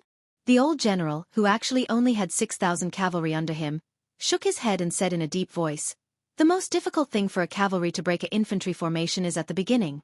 This Liuzhou monk soldiers' barricade is the most powerful, causing us to suffer heavy losses. This is reasonable. I believe that as long as we break through those few rows of spears, the rest will be much smoother." Chapter 1964. The faces of the other captains were uncertain. The old general calmly said, "Although it's not that we can't split up the troops to go to the Crone Mountain battlefield, or even withdraw the entire army from this place and take a detour to the south, I feel that the northern Liang border army must be plotting something on the Crone Mountain battlefield, or they are afraid that we will encircle them. In any case, the fastest way for us to pass through this corridor is the best choice. How can there be no deaths in a war? Let me be the one leading the charge next." This old general used to be a centurion under Huang Songpu with mediocre intelligence. After Huang Songpu left the army and entered the imperial court in the western capital, he was promoted step by step until he became the king of the southern courtyard. Only then did the old general rise in status and become the head of a medium-sized military town in the hinterland of Gusai state. Unlike the other four captains who secretly received boxes of gold and silver before they went to war, the old general rejected the invitation of the 3 second-class noble sects. However, he volunteered to go to the Crone Mountain. Since he was not here for money, in the eyes of outsiders, it was probably because he was old but not old at heart. When the four generals saw the old general urging his horse forward, the Maolong army cavalry was stunned. "Old general, are you going to break the formation yourself?" The white-haired old general turned around and smiled faintly. "Many of my men are about the same age as my grandson. As the main general of a town, of course I have to." One of the young generals frowned and interrupted the old man's words. "Old general, according to the military law of the border, the main general must die in battle. Once he is defeated, all the Kiliarchs and centurions will be executed." The old general dismissed it with a smile and glanced at the infantry formation in the south corridor. "To open this formation, 6,000 cavalry is definitely not enough. The 8,000 men in my town who are not afraid of death have already followed me here." Perhaps these were the old man's last words. The 6,000 cavalry split into 3 groups and began to charge one after another. After 2 heroic charges, they finally broke through Liuzhou's shield and lance formations. The old general took the lead, his entire body bathed in blood. He crashed into the 800 mo sabers. The monk soldiers wielding Baoyang's special Modeo were the strongest among the monk soldiers of Mount Lantua. Furthermore, they were clad in iron armor over their kasayas. They moved forward in formation and brandished their sabers to chop down the horses. Their speed was unparalleled. Including the old general, 1,200 cavalry died under the Mo saber, which appeared for the first time on the battlefield of Liangmang. The Baimang cavalry was defeated in one battle, and defeated again in another battle. The Old Woman Mountain battlefield had already experienced 2 mutual chiseling formations. Out of the 10,000 cavalry in Lu province, only 4,000 remained. Of the 6,000 cavalry in the newly built direct crash battalion, there were less than 1,500. In terms of casualties, the 2 wings of the Longxiang army suffered fewer casualties, with 13,000 of them still able to fight. The Beimang South conquering army led by Huang Songpu had 60,000 cavalry at the start. At this moment, there were still 48,000 cavalry on horseback. This seemingly superior exchange of cavalry was what the Beimang teacher looked forward to the most. Liuzhou battlefield, a small loss for the main force of the South conquering army is a great victory. If there were no accidents, after 2 more such exchanges, the Longxiang army that had reached 30,000 men at its peak and the direct crash battalion that had just raised their camp flag would become a thing of the past. Lu province's main general Ko Jianghuai, who stood at the peak of Old Woman Mountain from beginning to end, in this type of extremely grim situation, didn't change the formation at all. He only sent someone to pass down the order for the 3,000 cavalry under the command of the provincial governor's manor that was originally outside the battlefield to follow the main force that returned to their original positions after the 2 chiseling attacks, to enter the formation behind Chi Fulong Pass and participate in the 3rd round of attacks. Huang Songpu also ordered the 500 to 600 heavy cavalry to prepare to enter the battlefield. The old commander's only worry was that the battle had reached such a stage. On the Beimang side, the Liuzhou cavalry had suffered heavy casualties, while on his side, the Wanyan elite cavalry under his command had suffered even more casualties than the B cavalry. If not for this, he would not even use the heavy cavalry that was originally used to take the head of either Ko Jianghuai or Su Longxiang. Chen Shiliang could not help but ask, if we charge again, the Liuzhou cavalry will only exist in name. Ko Jiangjun, shouldn't we slow down? Ko Jianghuai shook his head and said, we cannot slow down. At this stage, it is a matter of one breath. Let alone the fact that Yuan Nanting's White Feather Light Cavalry and Ningamei's Iron Stupa cannot hurry to Old Woman Mountain for now. Even if they can immediately enter the battlefield, I will have the Liuzhou cavalry and Longxiang army charged 2 more times. Otherwise, even if the monk soldiers on the western border can stop the 50,000 southern reinforcements, with Huang Songpu's ability, at least 20,000 cavalry will be able to escape. Once they meet up with the remaining cavalry on the northern corridor, our previous 3 battles, including this one, will have been for nothing. It is even equivalent to me, Ko Jianghuai, dragging the 3 armies of Qingyuan Army Town into the quagmire that is Liuzhou. Chen Shiliang sighed and did not continue to speak. Ko Jianghuai suddenly turned his head and said softly, during the Battle of Phoenix Army Town, the defending general used the Liuzhou provincial governor's office to publicly impeach Xie Shibian. You wrote, not against military law, but against reason. I want to thank you. Ko Jianghuai's words were very direct and clear. He wanted to say goodbye to Liuzhou and thank him, not to thank the western frontier. In reality, although Xie Shibian's neutral and peaceful comments were not as harsh as provincial governor Yang Guangdou's, it was still not beneficial to Xie Shibian, who was at the heart of the storm at the time. However, the truth was the opposite. Chen Shiliang, who already had a certain amount of weight in the Beiliang frontier army, was intentionally protecting the Liuzhou deputy general who had angered the public. Once his words sided with Xie Shibian, it would only provoke a fierce backlash from the Liangzhou cavalry and the entire Yuzhou infantry. At that time, it would be extremely difficult for the young feudal lord to personally protect Xie Shibian. In the end, once Xie Shibian became a rat crossing the street in the eyes of the Beiliang frontier army, then not only Ko Jianghuai, who was also a young man and a foreigner, but even Yul Wandao, who had won the approval of the Beiliang frontier army, would be implicated. Chen Shiliang smiled bitterly and shook his head. He said emotionally, this situation was created by the efforts of the prince. No need to thank me. If you really want to thank me, next time go to Beijing to thank the prince. Ko Jianghuai curled his lips. Why should I thank him? Since he is the king of Beiliang, these are the things he should do. The next time I go to Beijing, I will be kind if I don't ask him to be the commander-in-chief of the Beiliang cavalry. Ko Jianghuai suddenly said self-deprecatingly, but I don't think I can beat Yuan Baixiong. This is the bad thing about being in Beiliang. The people who lead the army to war are fiercer than the other. There are so many martial arts grandmasters. Before, when I was in Guangling, my swordsmanship was passable. I was confident in fighting in the court. Now I can't. With a heavy heart, Chen Shiliang finally smiled a little.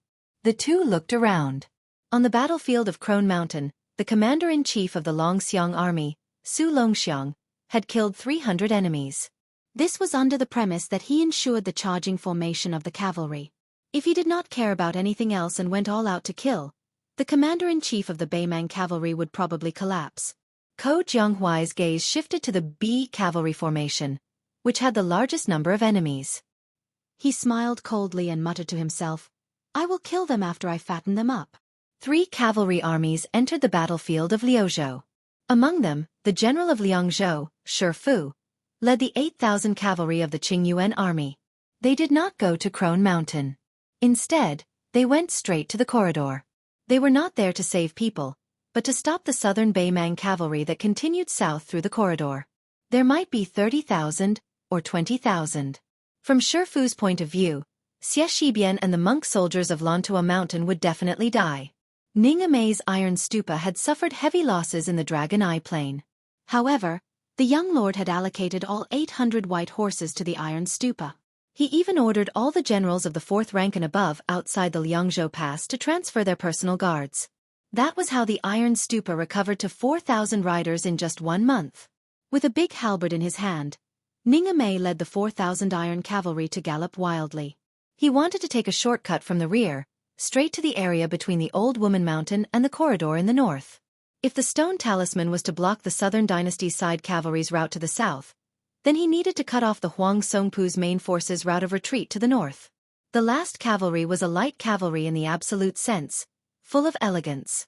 Every one of them carried bows and light crossbows, with quivers of arrows hanging on both sides of the saddle, and only a northern cold saber hanging from their waists. The arrows that peeked out of the quivers were white like 2 balls of snow. When the horses galloped, it was very beautiful. The main general, Yuan Nanting, led 20,000 white feather-light cavalry straight to Crone Mountain. Think about it, when the wind rises, a round of concentrated fire from 20,000 cavalry would be like a majestic downpour, 20,000 raindrops falling on the enemy's head. The 8,000 elite cavalry that had already entered Gusai Prefecture suddenly turned around and went south. They passed through the border, drawing a diagonal arc as they galloped towards the corridor battlefield. A short and tired young general kept praying in his heart, "Don't die, don't die." They all say that you can't do anything more than 3 times. Even if you count the Battle of Miyun Pass, you have only done it twice. King Yama will definitely not be willing to accept you. If others want to die, I don't care. But you, Xie Shibian, are the only one who wants to die. I have to beat you up. This person was Chao Wei. His nickname was Chao Benlei. Chapter 1965. The manor of Beifong was shrouded in a heavy atmosphere. Other than the 140,000 private soldiers under Dong Zhuo to surround Huayang Pass, he had also persuaded the Emperor of Beimang to mobilize 20,000 refugees who had lost their identities in the grasslands to participate in the assault on the outer walls of Huayang Pass. The insane Dong Zhuo had declared that he would use corpses to build a gentle slope to the top of the wall. The left and right cavalry led by Lu Dayuan and Li Yanchao had engaged in a series of small skirmishes with the vanguard of the Winter Thunder Elite Cavalry and the Ruren Cavalry. Finally, a major battle had begun. On the 2 battlefields, Liang Mang's 4 cavalry armies had invested a total of 40,000 soldiers. Evidently, neither side had mobilized their full strength. The strength of the Beimang's Winter Thunder Elite Cavalry was unexpected, and the Ruren Cavalry of 10,000 could not be underestimated either. Compared to the situation before Beifong, the casualties of the left and right cavalry armies were slightly greater. This meant that once they were entangled by the soldiers of Beimang, it would be very difficult for them to escape. Once this main force of Bailiang lost the flexibility of large-scale battlefield movements, other than the 10,000 Great Snow Dragon cavalry that could still fight and retreat, the 2 heavy cavalry armies that were destined to be unable to participate in large-scale battles alone would fall into an awkward situation. On the other hand, the middle army of Beimang, after the second battle line that Wang Yong and Helian Wuwei had built together, there was still a crown prince who was personally leading the troops. Beside this Beimang, who was second only to one person and above tens of thousands of people, other than the Palace Iron Cavalry Chieshui army that rarely appeared on the battlefield, there were also 2 heavy cavalry armies named after the surnames of Yelu and Murong. The battle strength of the heavy cavalry was indeed terrifying, but they greatly relied on the large-scale main force of the cavalry. This was like the 2-sleeved green snake of the sword god Li Chungang. It needed the support of a vast amount of qi, Otherwise it would be a flashy dragon-slaying technique. This was the difficulty of the Bailiang frontier army resisting the entire army of Baimang. If the Baimang frontier army could send out another 100,000 cavalry soldiers, then the Baimang frontier army would definitely not choose Bailiang as the route south to the Central Plains. They would directly turn around and head towards the border between Liang and Liao to fight to the death with Gu de Zhu Gua. They would even have the strength to send troops to Jizhou and follow the path that the grassland cavalry were most familiar with to enter the hinterland of the Central Plains. Or they could turn east and reach Tai'an City. However, in this way, the situation in the world would not be as simple as the Bailiang cavalry lying on the side of the bed behind the Baimang cavalry. Instead, it would be leisurely watching the fire burning on the other side of the river, patiently waiting to reap the benefits of the fishermen. At that time, whether the Central Plains and the grassland would be surnamed Zhao or Murong would depend on the mood of the young king. Perhaps he might even change his surname to Su. In the study room next to the second hall's signing room, it was noon and the sun was high in the sky. It was unbearably hot. As a result, Chancellor Wang, Yang Shenxing, and Bai Yu were gathered in the small study room. Other than the deputy Jidushi Yang Shenxing who came to discuss military affairs, the rest of the people came here openly to escape from the heat. Although this study room was small, it was only the young vassal king who was dealing with official affairs. Although the 6 subjects' wing room was big, there were more than 10 or 20 people gathered together. The most important thing was that the administrator Li Darren had ingeniously helped to transplant a loquat tree in the courtyard outside the study room. The loquat tree was of moderate height. It had shade and would not block the light too much. Therefore, the small study room had unknowingly become an excellent summer resort. When Yang Shenxing was discussing with the young vassal king, behind the spring and autumn period old general who was banished to the northwest border by Liang, Mr. White Lotus was sitting on a chair near the window and gently swaying his palm leaf fan. The cool breeze blew gently. Chancellor Wang shamelessly pulled Li Gongda to set up a battle array. After a round of beating, he could also rub against the cool breeze brought by Yu's fan. The young vassal king had already browsed through the detailed military intelligence reports. Today, Yang Shenxing didn't come here to repeat the same old tune, but rather because there was an enormous problem in front of North Jebei City, or perhaps all of Northern Liang's Northern Liang Border Army. Qingyuan Army's Stone Talisman Tribes Cavalry, Iron Stupa and White Feather Light Cavalry, these 3 cavalry armies, as the most important mobile military forces outside of Liangzhou's pass, had already moved to Old Woman Mountain in Liuzhou. In that case, if the left and right cavalry failed to successfully devour Murong Baoding's main force of 60,000 elite cavalry, and were tightly bitten down by Wang Yong and Helian Wu Wei, these 2 Northern Mang's military commanders, what should North Jebei City do?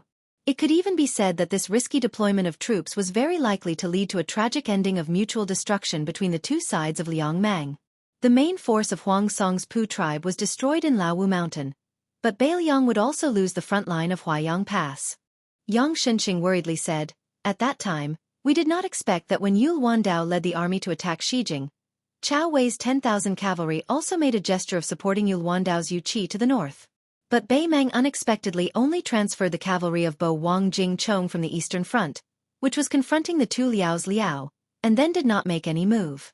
It seemed that they did not care about the safety of the southern dynasty's capital region. In the end, they even ordered the army to go south to reinforce Laowu Mountain. Could it be that the old lady has lost her mind and really does not care about the smoke of war rising in the entire Gusai prefecture? You have to know that Gusai prefecture borders 2 prefectures to the north. It has always been lacking in military strength, but it has a well-developed courier route. Once we win Laowu Mountain and join forces with Yul Wandao and Chao Wei's cavalry, Baimang is going to give away half of the southern dynasty with both hands? Su Fengnian did not dare to jump to conclusions. He only smiled bitterly and said, "If it were the Liang emperor who cherishes his reputation, he would not dare to do so. If it were that old lady, it would be hard to say." Yang Shenxing frowned. Who will lose and who will gain by such an exchange? Is Baimang not afraid that our cavalry will destroy the southern dynasty, and they will not be able to recover their strength in 10 years and go south to the Central Plains? Chapter 1966. Su Fengnian shook his head and said, "If it was in the past, the Liang imperial court still had control over the territory of the Central Plains. But now that the 3 kings have raised their armies, everything has become a variable. Baimang can certainly stake everything on this gamble." Su Fengnian gently held a piece of white jade the size of an egg in his hand and slowly stroked it. This piece of white jade was slightly red, its texture was delicate, and it looked clumsy and simple. Su Fengnian could not bear to put it down. In fact, the item itself was not that rare. Compared to the fine jade that was carved into fine shapes, its price was as different as heaven and earth. However, the origin of this item was very interesting. Jiang and I, Su Ying, and Jia Jiajia had secretly carried a heavy cloth bag back to North Jebei City not long ago. Everyone's clothes were stained with dust and mud. They swaggered into this study room as if they were asking for credit. They opened the cloth bag and poured it onto the floor. Most of the items were ordinary pebbles that were playful and pleasing, mixed with some green jade that could barely be sold for a few copper coins. However, the three of them had really picked up a treasure. It was this piece of white jade that Su Fengnian had left on the desk to play with. Su Fengnian was very cunning. He squatted down and pretended to wantonly belittle the stone, saying that this was not worth a single copper coin and that the stone was just a cobblestone that would not even look good on the road. In the end, he sighed and picked up the piece of white jade with a beautiful color. He casually tossed it around and then took out 5 or 6 copper coins from his money bag and threw it to the little mudman covered in dust, saying that this was a friendly price. Although the little mudman was doubtful and felt that he had suffered a loss, he was still a fledgling in the field of business after all. He was shamelessly picked up by the young king. Logically speaking, such a fine piece of white jade should be worth at least 20 taels of silver if it was passed to a scholarly family in Gangnam-do. If it was carved by a famous jade craftsman, it would be even more difficult to say how much it would be worth. When the 3 girls finally left the study room, the new money pouch on Jiang Ni's waist, which had been shriveled since they arrived at North Rejecting City, finally had some vitality. Jia Jiajia carried the heavy cloth pouch that had been filled with stones again, and planned to make a small nest in the courtyard to play.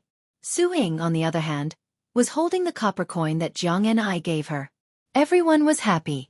Yang Shenxing hesitated for a moment before finally lowering her voice to ask, "Dare I ask why Wang Yi is so determined to win the Battle of Luzhou? So much so that he didn't hesitate to mobilize the troops of the Qingyuan army to leave Liangzhou?" Su Fengnian suddenly tightened his grip on the piece of seed material in the palm of his hand, which was gradually heating up. He stared at this deputy Jidushi of Beiliang Road, who had a new lease of life after withered wood. Suddenly he joked, "Why don't you take a guess?" Yang Shenxing was caught off guard and did not know how to answer. After truly assimilating into Beiliang's officialdom, this veteran general also knew some interesting news about Beiliang that had not spread to the Central Plains and the capital. For example, the old prince of Liang, Su Xiao, liked to say, "Why don't you take a guess?" It was one of his catchphrases. Seeing the old man unable to hide his restraint and helplessness, Su Fengnian smiled and went straight to the point. There are many inside stories involved. For example, the crown prince of Bei Mang once sent a message to me. Before Yelu Dongchuang left the Central Plains for the grasslands, he had a private meeting with me. There is also a long-term plan related to Hong Jia's escape to the north. It even involves the commander-in-chief of Bei Mang's western front, Wang Sui, and that Gu Dezugwo who is in charge of the two Liao provinces.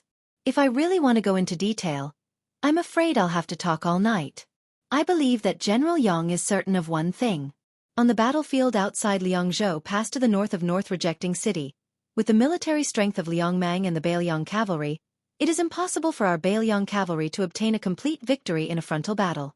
At most, it will be a Pyrrhic victory. Yang Shenxing nodded without hesitation. Su Fengnian gently placed the white jade document on the desk like a chess piece on a chessboard. When my master was alive, he always tirelessly told me that the depth of a national player's skill is always outside the chessboard. When I was young, I thought that my master always lost to my second sister in chess because he was looking for an excuse for his lack of strength. But as time passed, I realized that everything in the world is like chess, where victory and defeat must be determined. This is the truth. Su Fengnian slowly stood up and stretched out his finger to press on the seed material. When Su Xiao was in the most difficult situation in Liang in his early years, because he fought many tough battles that others were unwilling to fight, he didn't have many soldiers and horses under his command. Why were the big shots in Liang still willing to bet on Su Xiao? It's very simple. Su Xiao was always able to win a battle when almost everyone was not optimistic about him. This attracted the attention of the imperial court, and made the old foxes who held the military seal in their hands feel that it was worth a bet. The inside stories I mentioned earlier, those national players hiding behind layers of curtains, were actually very fake. Both Bailiang and Bailiang are well aware that they won't act until they see the rabbit. There's no other way. Bailiang can only take an unconventional approach and make those people standing in front of the gambling table feel that it's time to sit down and gamble big. Otherwise, if they're too slow, they'll only be able to get some leftovers to fill the gaps between their teeth. Su Fengnian smiled.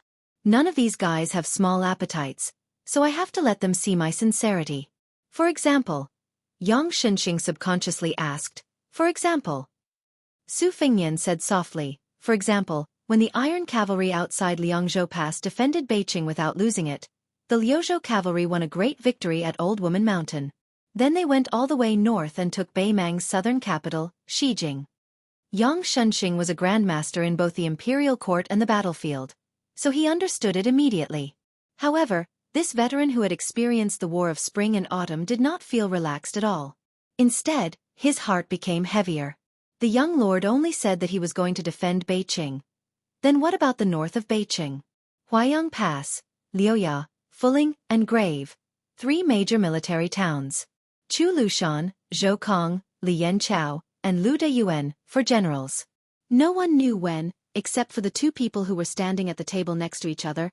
The rest of the people had left the study room. After Yang Shenxing also walked out of the study room, the young lord held the seed material and walked to the window. He looked up at the loquat tree.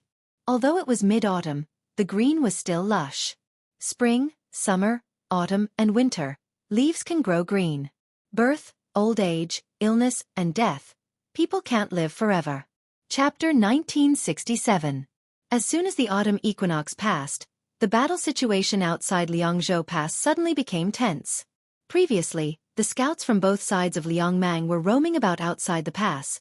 Their forces were more or less equal.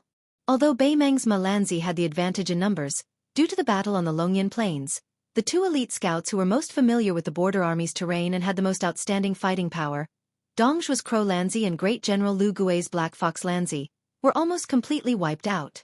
The Ma Lanzi who followed the army to the south of Huta City could not be said to be a headless fly, but compared to Liangzhou's second-class scouts, who were incomparably familiar with the terrain, they still did not have an advantage. Whenever the 2 sides encountered a sudden battle, Beimang's Malanzi was ordered to take the initiative to attack regardless of casualties.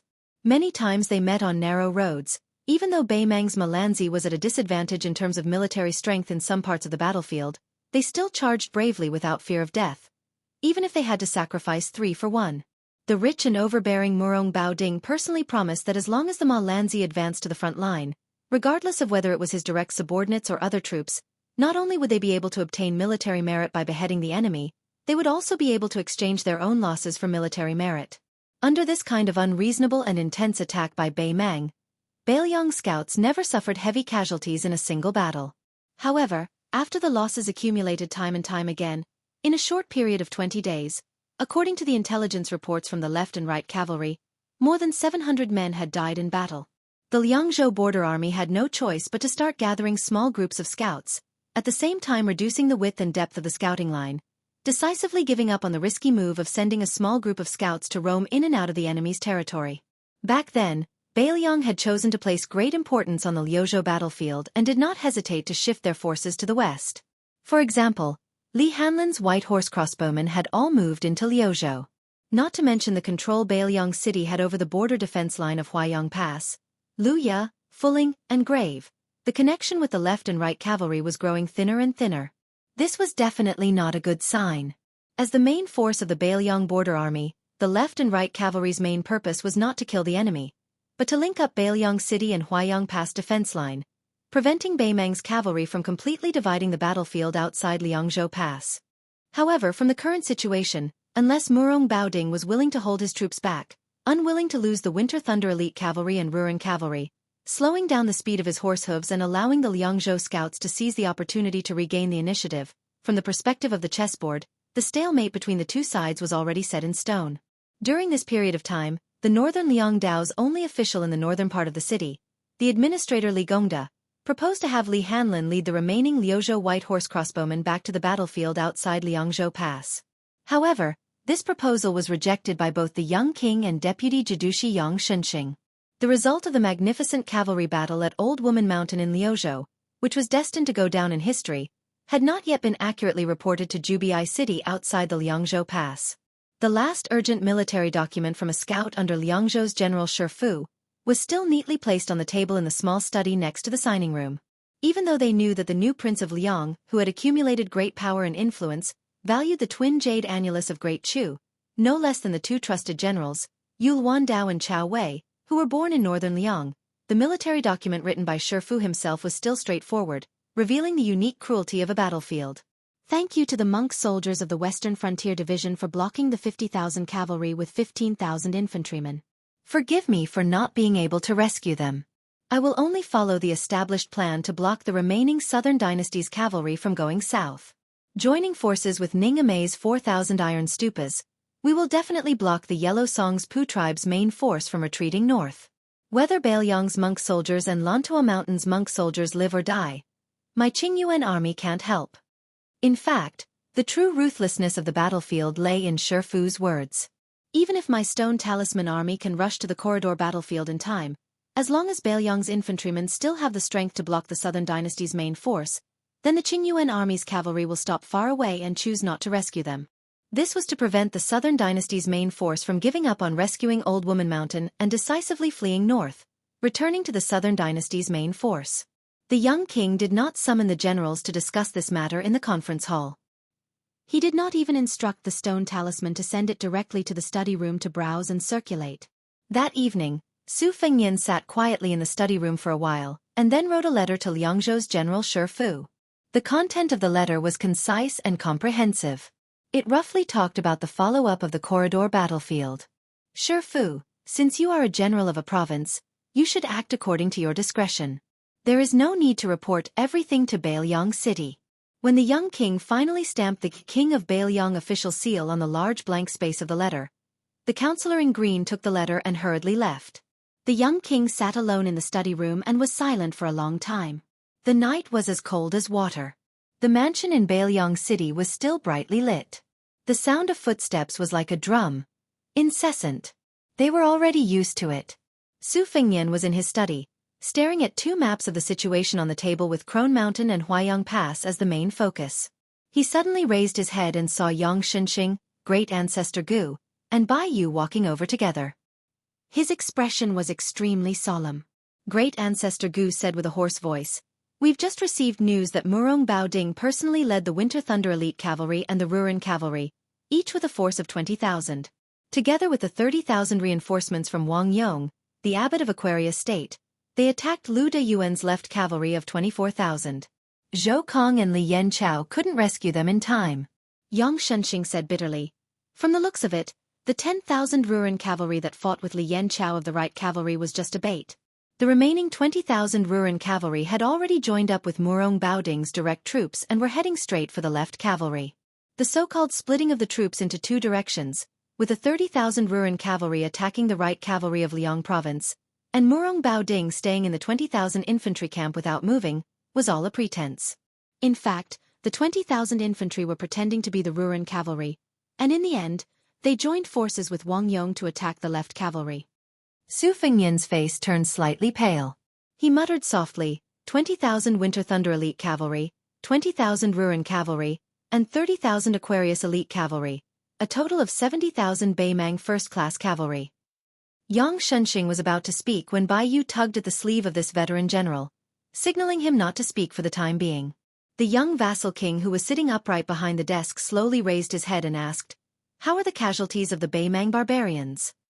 Yang Shenxing tried his best to calm the intense emotions in his heart as he answered, "Murong Baoding did not send in all his troops at once. After the Winter Thunder Private Cavalry lost 9,000 men, he still did not retreat from the battlefield. Then, he sent in 20,000 Ruren cavalry. Lu Deyuan. The left cavalry fought until Wang Yong's cavalry entered the battlefield. At that time, the remaining Winter Thunder cavalry had no choice but to watch from the sidelines. There were almost no Ruren cavalry left on the battlefield. The Aquarius cavalry still lost 6,000 men. Only 800 left cavalry managed to break out of the encirclement and return to North Jebei City. The first deputy commander of the left cavalry, Lu Deyuan, and the other two deputy commanders all died in battle. In early autumn, There was once a left cavalry soldier who raised his arms to release eagles outside North Jebe City. The scene was still vivid in his mind. Grand Ancestor Gu suddenly said bluntly, "Since the left cavalry is gone, the right cavalry cannot hold the fort alone. They can no longer control the situation outside Liang Province Pass, which is north of North Jebe City and south of the grave. Your Highness, you must not agree to Zhou Kong and Li Yanchao's request for battle." Su Fengnian nodded and said, "Immediately send an order to Zhou Kong and Li Yanchao. The right cavalry must do their best to avoid Beimang's main force heading south." Bai Yu said somewhat helplessly, that Jean Partridge's military order has actually reached Jidushi Yang's barracks. From the commander to the 3 deputy commanders and all the captains, they have all signed a bloody handprint. They request to fight to the death and guarantee that they will at least wipe out Murong Baoding's Winter Thunder Cavalry and Wang Yong's main force. Su Fengnian stood up and said sternly, "Then add one more sentence. Tell Zhou Kong and Li Yanchao clearly that it is very easy for them to die. If they dare to disobey the orders of North Jebe City, I, Su Fengnian, will personally go outside the pass and wring their heads." Yang Shen, who had never seen a young king get angry in front of his face, was shocked. Grand Ancestor Gu sighed softly. Bai Yu was calm and composed. He smiled and said, "With North Jebe City's reply to the right cavalry, old General Yang and I, the governor of Liang Province, will have an easier time." Chapter 1968. The 3 big shots of North Jeju quickly left with their own thoughts. Chancellor Wang, who was on duty in the ceremonial room, walked into the study with 2 pots of green ant wine. He saw that the young king had not yet sat down. He was standing behind the desk, looking down at the 2 big seals on the table. One was naturally the world-famous Liang Wang seal, which was regarded as the most important small object in the world during Liang Yonghui's reign. In the past 20 years, as long as it involved more than 5,000 people in the northwest border, this seal had to be stamped. The shape of this seal was exactly the same as the current Zhao imperial court, imitating the style of Dechu of the Central Plains during the spring and autumn period. It was a jade seal, and the strokes of the seal were even, without any sharp edges. It had always been regarded as authentic calligraphy. But next to this Liang Wang seal, there was another seal that had long been withdrawn from Bailiang's officialdom. After the Su family's armored cavalry followed Bailiang's butcher Su Shao into Bailiang, this ancient bronze seal was habitually called the Great General Seal. Occasionally, it would be seen in some important military inscriptions outside the pass. After heir Su Fengnian officially became the king of Bailiang, it completely disappeared from the border army's field of vision.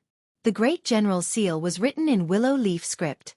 The bronze seal was 3 cun 3 fun, 9 fin thick, and shaped like a crouching tiger and coiling dragon.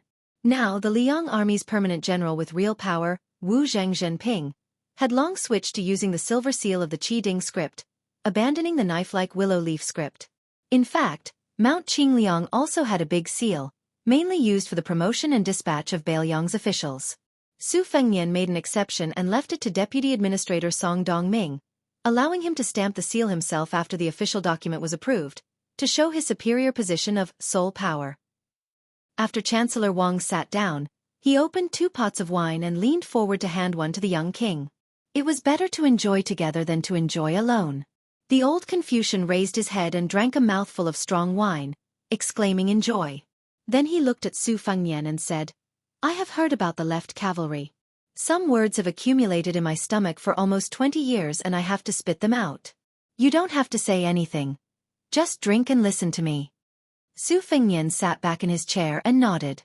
This renowned scholar of the literary world, the leader of the scholarly circles, slowly said, "I have always had 7 orifices and 6 orifices on the battlefield, but I know nothing about it. As a result, apart from bringing a few scholars to Bailiang, which can be considered a small contribution, I don't have any other achievements to show for it. I can only peacefully stay in the remote academies and study. In all these years, I've secretly traveled to Bailiang many times and met Su Shao a few times. I've also met Li Yishan from Tide Listening Pavilion a few times. Su Shao is known for being a terrible chess player. His chess skills are among the worst in the world, but his ability to reverse his moves is top-notch. That's why I don't like to interact with him." Noticing the strange look on the young lord's face, the old master continued to say shamelessly, "Li Yishan is a rare and extraordinary person. Of course, he would be arrogant and treat me as his confidant." Su Fengnian finally couldn't help but say, that's enough." This old man choked on his wine and coughed a few times. The wine from the pot of green ants spilled all over his clothes. The old man casually patted his robe and said, "Li Shan, who is in seclusion on the top floor of Tide Listening Pavilion, stands too high and sees too far. That's why he inevitably feels lonely. Sages have been like this since ancient times, so it's impossible to escape. Every time I go there to visit, even though Li Shan doesn't give me a good face, I know that this guy must be happy." There were a few times when he was drunk, and Li Shan would say some heartfelt words to me. He never talked about the Liang imperial court, but talked less about the strategist Su Xiao and more about the Northwest. At this point, this old man, who seemed to be taking advantage of his seniority, paused and drank a large mouthful of green ant wine. He first stuffed it in his mouth, and then suddenly raised his neck and poured it into his stomach. His old body couldn't help but tremble. His weathered cheeks turned red. He continued, "As for the strategizing of the literati and the military strategy of the scholars, I don't accept Benqi of Liang, nor Nailan Yusi of Nanjiang, or even Huang Longshi. As for Zhao Chongling, who suppressed Li Shan even after death, don't even mention him. As to why Zhao Chongling was more famous than Li Shan both in life and in death, Li Shan himself, and Su Xiao who knew better, both had their own difficulties. Li Shan was born a poor scholar. Zhao Chongling, the grandson of the Dachu aristocracy, was more or less the Song family jade tree of the present Song Maolin in West Chu. When Zhao Chongling chose to assist the fallen Su Xiao, what was it? 800 servants in a grandiose manner. Can you imagine that? In any case, this old man is not willing to think about it. The more I think, the more envious I am. Su Xiao wants to win over the landowning households in the north and south of the river. Zhao Chongling is an eye-catching flag. Otherwise, would Su Xiao say something like, "The entire army can die in battle, but Mr. Zhao must live?" The old man smiled. Of course, Zhao Chongling is also very capable. Zhao Chongling contributed greatly to Su Xiao's destruction of the 6 countries in the later stages of the Spring and Autumn War. His reputation was so good that even the old emperor of Liang, Zhao Li, wanted to invite him into the court to be made a marquis. And Li Shan? The old emperor Zhao Li never mentioned him. In reality, every time Su Xiao reported his military achievements, he praised Zhao Chongling greatly. His memorials were full of flowers, but as long as it was related to Li Shan's schemes, he did not mention anything. "Wang Ye, do you know why?" Su Fengnian said calmly, "I only know that those beautifully worded articles were incited by Su Xiao, and then written by my master himself." The old man nodded. So, the old emperor and Su Xiao are of one mind. "Mr. Zhao, the Liang imperial court can use a hoe to poach people away. That Su Xiao admits defeat. But don't think about the unknown Li Shan in court. Otherwise, you will be crossing the line. Su Xiao may really start a rebellion." Su Fengnian smiled and said, "Starting a rebellion is an exaggeration. My master was the first to oppose it." The old man snorted and glared. "Give an example, do you not understand?" Su Fengnian finally picked up the fragrant green ant wine and took a sip. "Old mister, please continue to give pointers." The old man suddenly asked, "What did I want to say at the beginning?" Su Fengnian put down the wine jug. "You too often talk about the Northwest." The old man suddenly understood. Yes. Li Shan once told me a secret after he was drunk. He said that if Bai Liang wanted to defeat Bai Mang in the worst-case scenario, they had to create a situation first. The old man stopped halfway through his deliberately mystifying speech. He narrowed his eyes and smiled. Out of the corner of his eye, he looked at the many objects on the desk.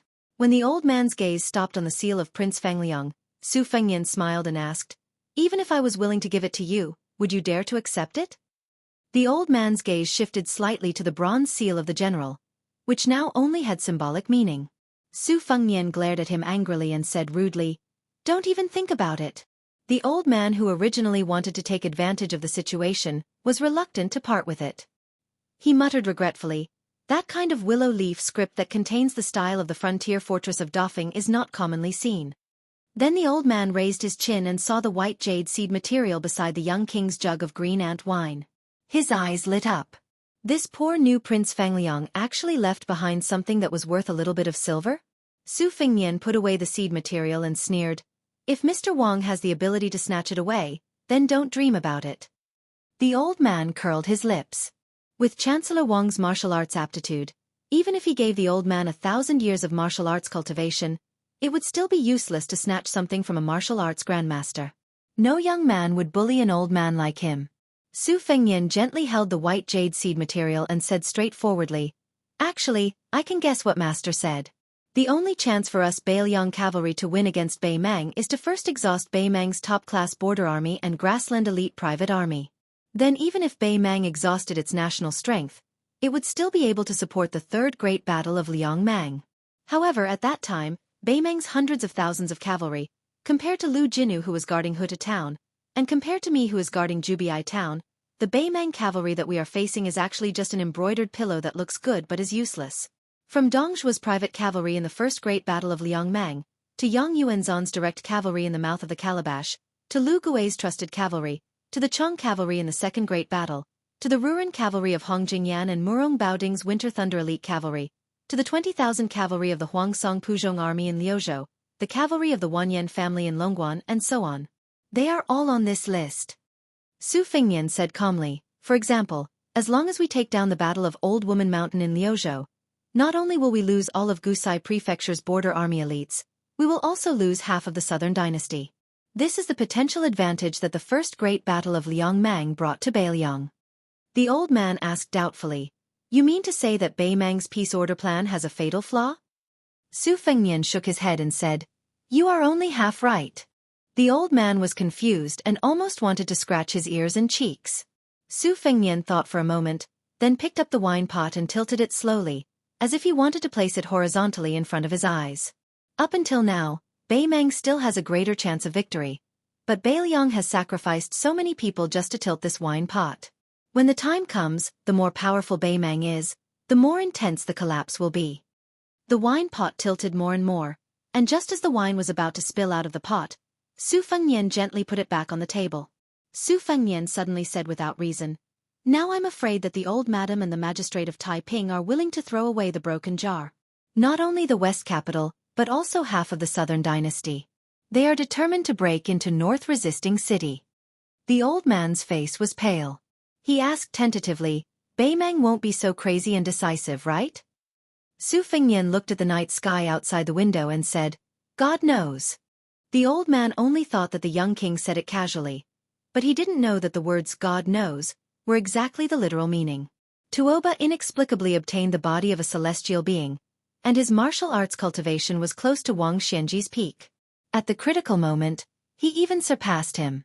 Since even Tuoba was so lucky, then wouldn't the old woman of Bei Mang, who occupied half of the world's fate, be even more blessed?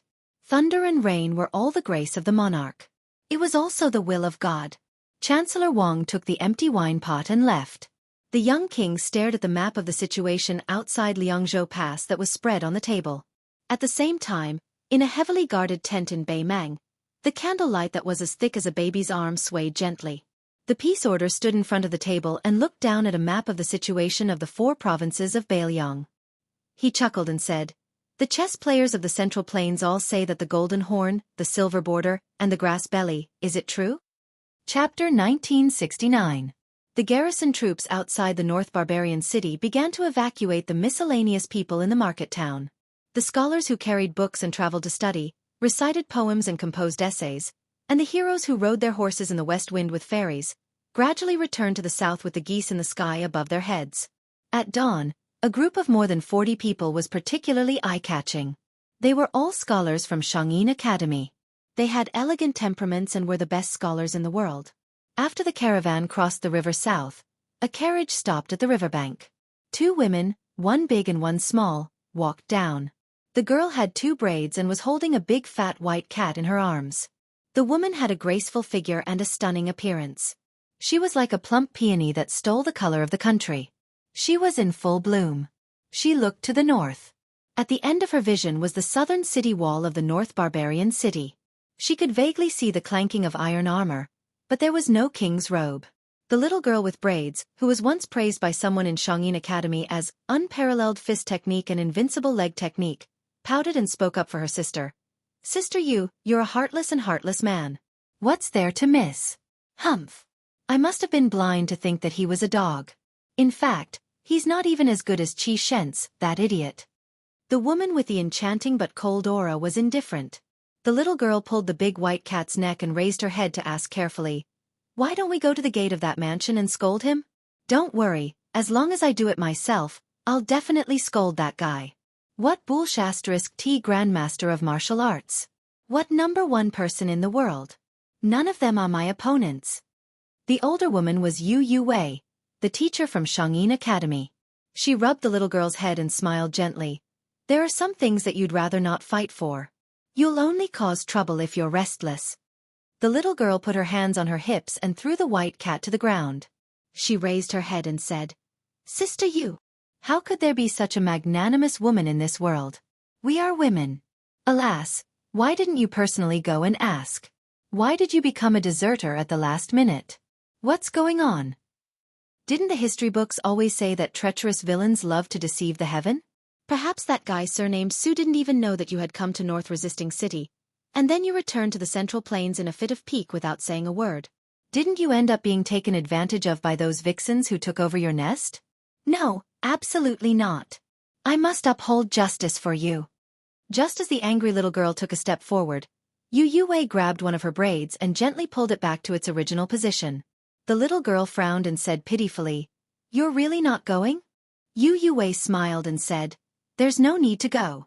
I know he knows that I've been here." The little girl was still angry. "I don't care what you know or he knows. I just can't stand it. The saying that it's better to forget each other in Jianghu than to help each other in times of need. It's all a lie. How can it compare to the love between a scholar and a beauty?" The little girl looked at Sister Yu, who was calm.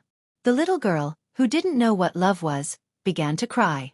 She gently kicked away the big fat white cat by her feet and raised her slender arm to wipe her tender face. She sobbed and said, "No wonder my mother disliked the movie The First Snow the most. She always said that many of the words in the movie were too prophetic.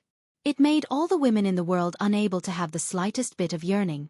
Especially the sentence, 'Too much affection will always be ruined by ruthlessness,' which is the most hateful." Her ancestors and parents were indeed learned scholars in Shangyin Academy. The little girl's speech was not very elegant, but it was definitely not comparable to the common children in the Central Plains. Suddenly, a cold voice sounded above the little girl's head. "The first snow is full of nonsense. The sentence, 'May all the good people in the world become a beautiful couple,' is the most hateful.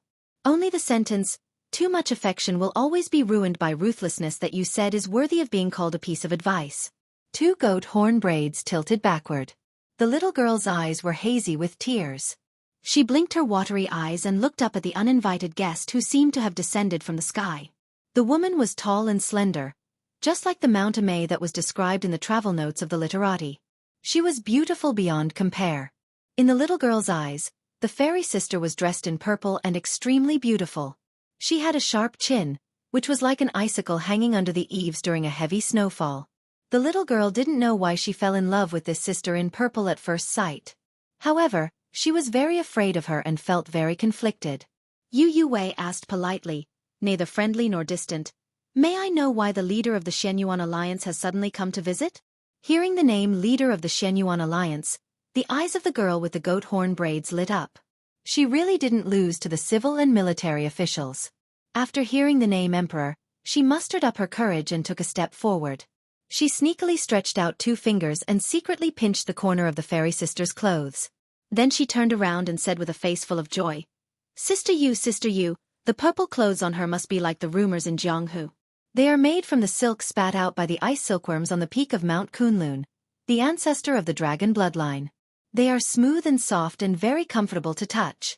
It is said that they are invulnerable to weapons and water and fire. This dress alone is priceless. Our leader of the Shenyuan Alliance spent half of the Great Snow Plateau's financial resources to invite a reclusive Mahis scholar to make 4 pieces. She wears one each in the spring, summer, autumn, and winter. When she goes out, she flies here and there. When she passes famous mountains and rivers, her feet never touch the ground. She flies past with a whoosh. In the distance, the young scholars who had heard of Shenyuan Zi's name for a long time, but had never seen her in person, were fascinated by her extraordinary elegance. They secretly compared the leader of the Wulin Alliance with Master Yu. On the other hand, they sincerely admired the courage of the boy with the goat horn braids. Everyone knew that the leader of the Shenyuan family had an extremely strange temper. He was even more temperamental than those incapable rulers who were cursed in the history books. They were all worried that the little girl would be smashed into pieces by Shenyuan Qingfeng's slap. These scholars had traveled all the way west to the border of Bailiang and had interacted with the little girl day and night. In addition, they had spoiled the little girl in the academy. Even though they were extremely afraid of Mount Huishanzi's fierce reputation, there were still 7 or 8 people who walked forward together. However, Shenyuan Qingfeng only glanced at them from the corner of his eyes, and those scholars who were full of righteousness involuntarily retreated. In an instant, they were all drenched in sweat. No wonder there was a famous Jianghu big shot who joked that there were countless beautiful pomegranate dresses in the world, but Mount Huishanzi's dress was the most difficult to kneel to. If one wanted to kneel or dared to kneel, they had to have the ability to do so. The little girl who didn't know the immensity of heaven and earth suddenly added fuel to the fire and patted the purple dress. Then, she jogged in front of everyone and laughed loudly. She said proudly, "You all saw it. I've already exchanged blows with Mount Huishanzi. How about it? When I said that I've exchanged blows with Su Fengnian in the academy, you all didn't believe me. Now you should believe me, right?" Everyone was dumbstruck. Some of the timid young scholars had already begun to wipe off their cold sweat, afraid that they would witness a bloody and cruel scene in the next moment. Yu Yue said softly, "She's just a child. Her words carry no harm. I hope that the leader of the Shenyuan alliance will forgive her." Shenyuan Qingfeng glanced at the little girl who had her back to him. The corners of his mouth curled up slightly, but he quickly restrained himself. He turned to Yu Yue and said softly, "Don't worry. I won't lower myself to the same level as a child." Yu Yue felt relieved. Her stiff body gradually softened. Obviously, her heart was not as calm as her face. Shenyuan Qingfeng, who was only one paper away from becoming an immortal on Earth, naturally saw this clearly. However, he was too lazy to care about it, and even more disdain to care about it. Ever since this woman made her debut, she had never lacked news about Jianghu, and every time she did, it would shock the world. Most recently, it was related to the Tai Bai sword sect, which had recently risen to become one of the top 10 sects in Liang. That banished immortal Chen Tianyuan arrived at the foot of Mount Wudong, but did not participate in the Wudong Martial Arts Symposium. On his journey to the Central Plains, he unfortunately encountered Zi, who had long been famous in the world. It was rumored that the momentum of that unexpected encounter could be said to be earth-shattering. It caused half of Hezhou to tremble and the mountains to shake. It was said that Chen Tianyuan took 17 breaths and consecutively struck with his sword 3,000 times. In the night, the sword light illuminated half of Hezhou as if it was daytime. After this battle, the banished immortal Chen Tianyuan's reputation did not fall. Instead, it skyrocketed. Shenyuan Qingfeng was even catching up with the new Prince Liang. Those who flattered Mount Huishan believed that the title of number 1 in the world would only be known after the battle. Those who were neutral also felt that it was the worst. This female alliance chief was able to enter the ranks of martial arts grandmasters and become the high and mighty 5th person, behind Beimang's Huyan Temple. Shenyuan Qingfeng put his hands behind his back. Together with Yu Yue, he looked to the north toward the majestic border city that had yet to be completed. The northwest sky was high and the wind was strong. The 2 women's sleeves fluttered in the wind. Shenyuan Qingfeng looked to the front and suddenly sneered. "That Su fellow is willing to let such a magnificent scene slip by?" Yu Yue only felt that it was shrouded in fog. She did not know what Mount Huishanzi was planning. Shenyuan Qingfeng finally said, "Whether you fight or not, it depends on your mood. You have to be clear with your words. Don't beat around the bush. You only feel that the other party has failed to live up to your deep feelings and good intentions. In fact, you only have yourself to blame." Yu Yue dismissed it with a smile. When Shenyuan Qingfeng's figure flashed and disappeared, this Mr. Ji Shang of Shangyin Academy muttered to himself, "You are not me, and I am not you." A purple rainbow fell into North Jebei City. The little girl with ponytails, who had picked up the big white cat again, looked to the sky. Her eyes were dazzled. She clicked her tongue in wonder and said, "So domineering, so powerful. When I grow up, I want to be like this too." When Yu Yue got on the car and leaned over, she finally realized what Shenyuan Qingfeng meant by the magnificent scene. She smiled helplessly. Chapter 1970. She remembered that in the past there was a prodigal son who joked that if he lowered his head to look, he would not be able to see the tip of his feet. Now that Yu Wei remembered it, she did not think it was ridiculous or funny.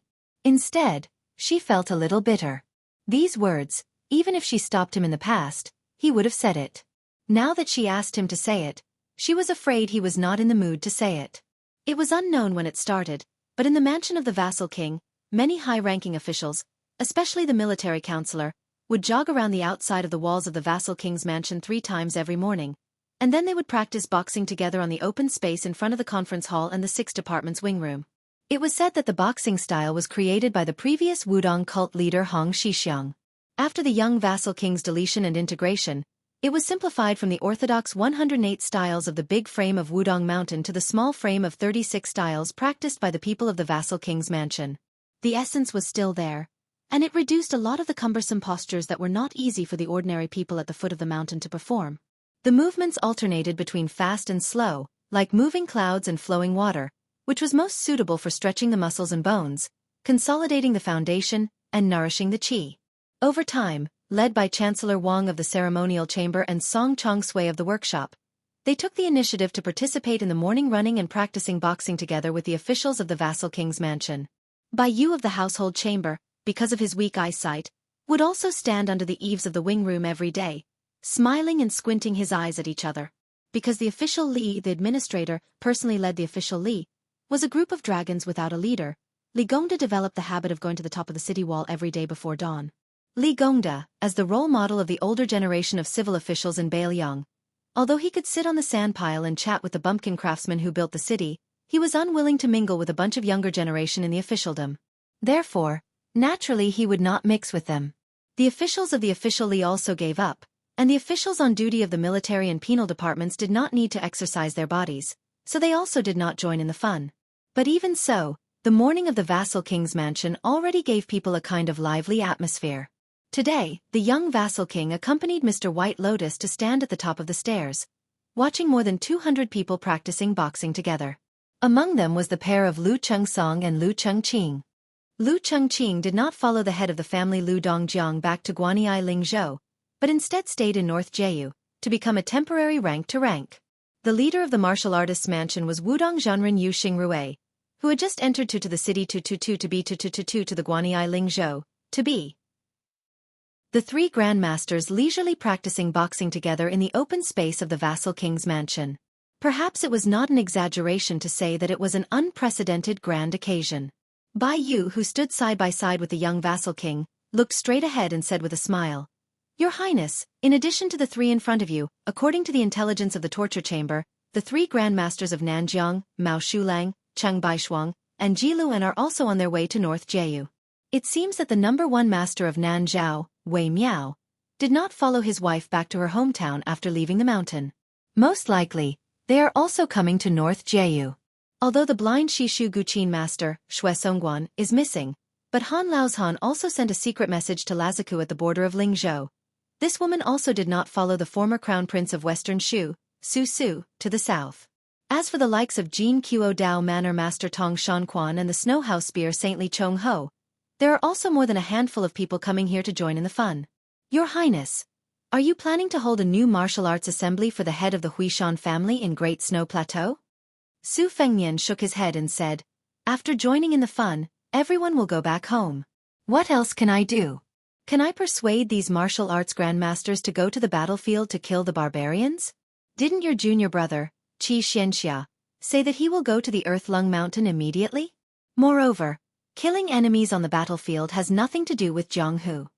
Mr. White Lotus shamelessly retorted, "If I remember correctly, during the 10-year siege of Xiongfan City, countless Jianghu warriors helped Wang Mingyang to resist your Su family's troops." Su Fengnian helplessly said, Yes, Mr. White Lotus is right." Bai Yu jokingly said, "Don't, I'm not the transport commissioner who dares to punch your Highness. So your Highness doesn't need to be so careful to please your Highness." Su Fengnian laughed with a fake smile. It was obvious that he had learned most of the essence from Jia Jia. "Bai Yu, you're lucky that you're not a Jianghu person. Otherwise, I'd have to exchange pointers with you." Bai Yu suddenly changed the topic and asked softly, "Can I ask about the movements of Groom Yu and Lu Huang, Wang Xianji's two disciples?" Su Fengnian didn't hide anything and said, "Lu Huang is by Li Hanlin's side. As for Groom Yu, you guess." Bai Yu's heart beat faster. "Then it's the same as Su Yanbing, who is hiding in Huayang Pass." "I understand. Your Highness, there's something I don't know if I should say." Su Fengnian didn't leave any leeway and said, "I advise you not to say it." Bai Yu turned his head and pretended to be surprised. "What? Is there someone who dares to publicly beat up a provincial governor in front of everyone? Moreover, he's the provincial governor of Liangzhou, the only provincial governor in the 30 provinces north and south of Liang." Su Fengnian still chuckled. "It's a pity that Mr. White Lotus doesn't practice the sword." Bai Yu smiled knowingly and didn't continue to ask. He originally wanted to ask if Xie Shibian, even though he had Groom Yu by his side, had still died in battle in that corridor. Then Su Fengnian, the king of Beiliang, wouldn't have a grudge against the general of Liuzhou, Ko Jianghuai. After all, Bai Yu, Yang Shenxing, and Ko Jianghuai were all people on the same mountain. Just like how the deputy administrator Song Dongming had a close relationship with Wang Linquan, nicknamed Beiliang's God of Fortune. It was also like how Chen Shiliang and Yang Guangdou had a close relationship with the Liuzhou army, while Su Beiji was friendly with Han Laozhan of Lingzhou and Huang Fuji of Yuzhou. The process was different, but the result was the same. Gentlemen made friends, not parties. Scholars gathered together to form a forest. That was just an elegant way of saying that scholars paid more attention to. How about Zhang Julu as an official? He was almost flawless and close to a saint. However, beside him was Tantanon and Huan Wan. Behind him was Zhao Yuling, Wang Xiongui, Yin Maochun, Yuan Gua, and Han Lin, who were important officials from Yonghui's spring. 30 years of cultivation on the mountain. In the end, it was just cultivating the heart. After Bai Yu left the mountain to become an official, he saw things more clearly than many of the old foxes who had been in the officialdom for decades. That set of Wudong fist techniques, even if an outsider used it, would still be pleasing to the eye. Bai Yu sighed. If one could change to a Taoist breathing technique, whether it was the entry chant of the Taoist temple of Longhu Mountain, the Song of Returning to the Truth, or the Heart Sutra of Wudong Mountain's Jade Pillar Peak, it would allow one's body and spirit to merge, both on the outside and inside.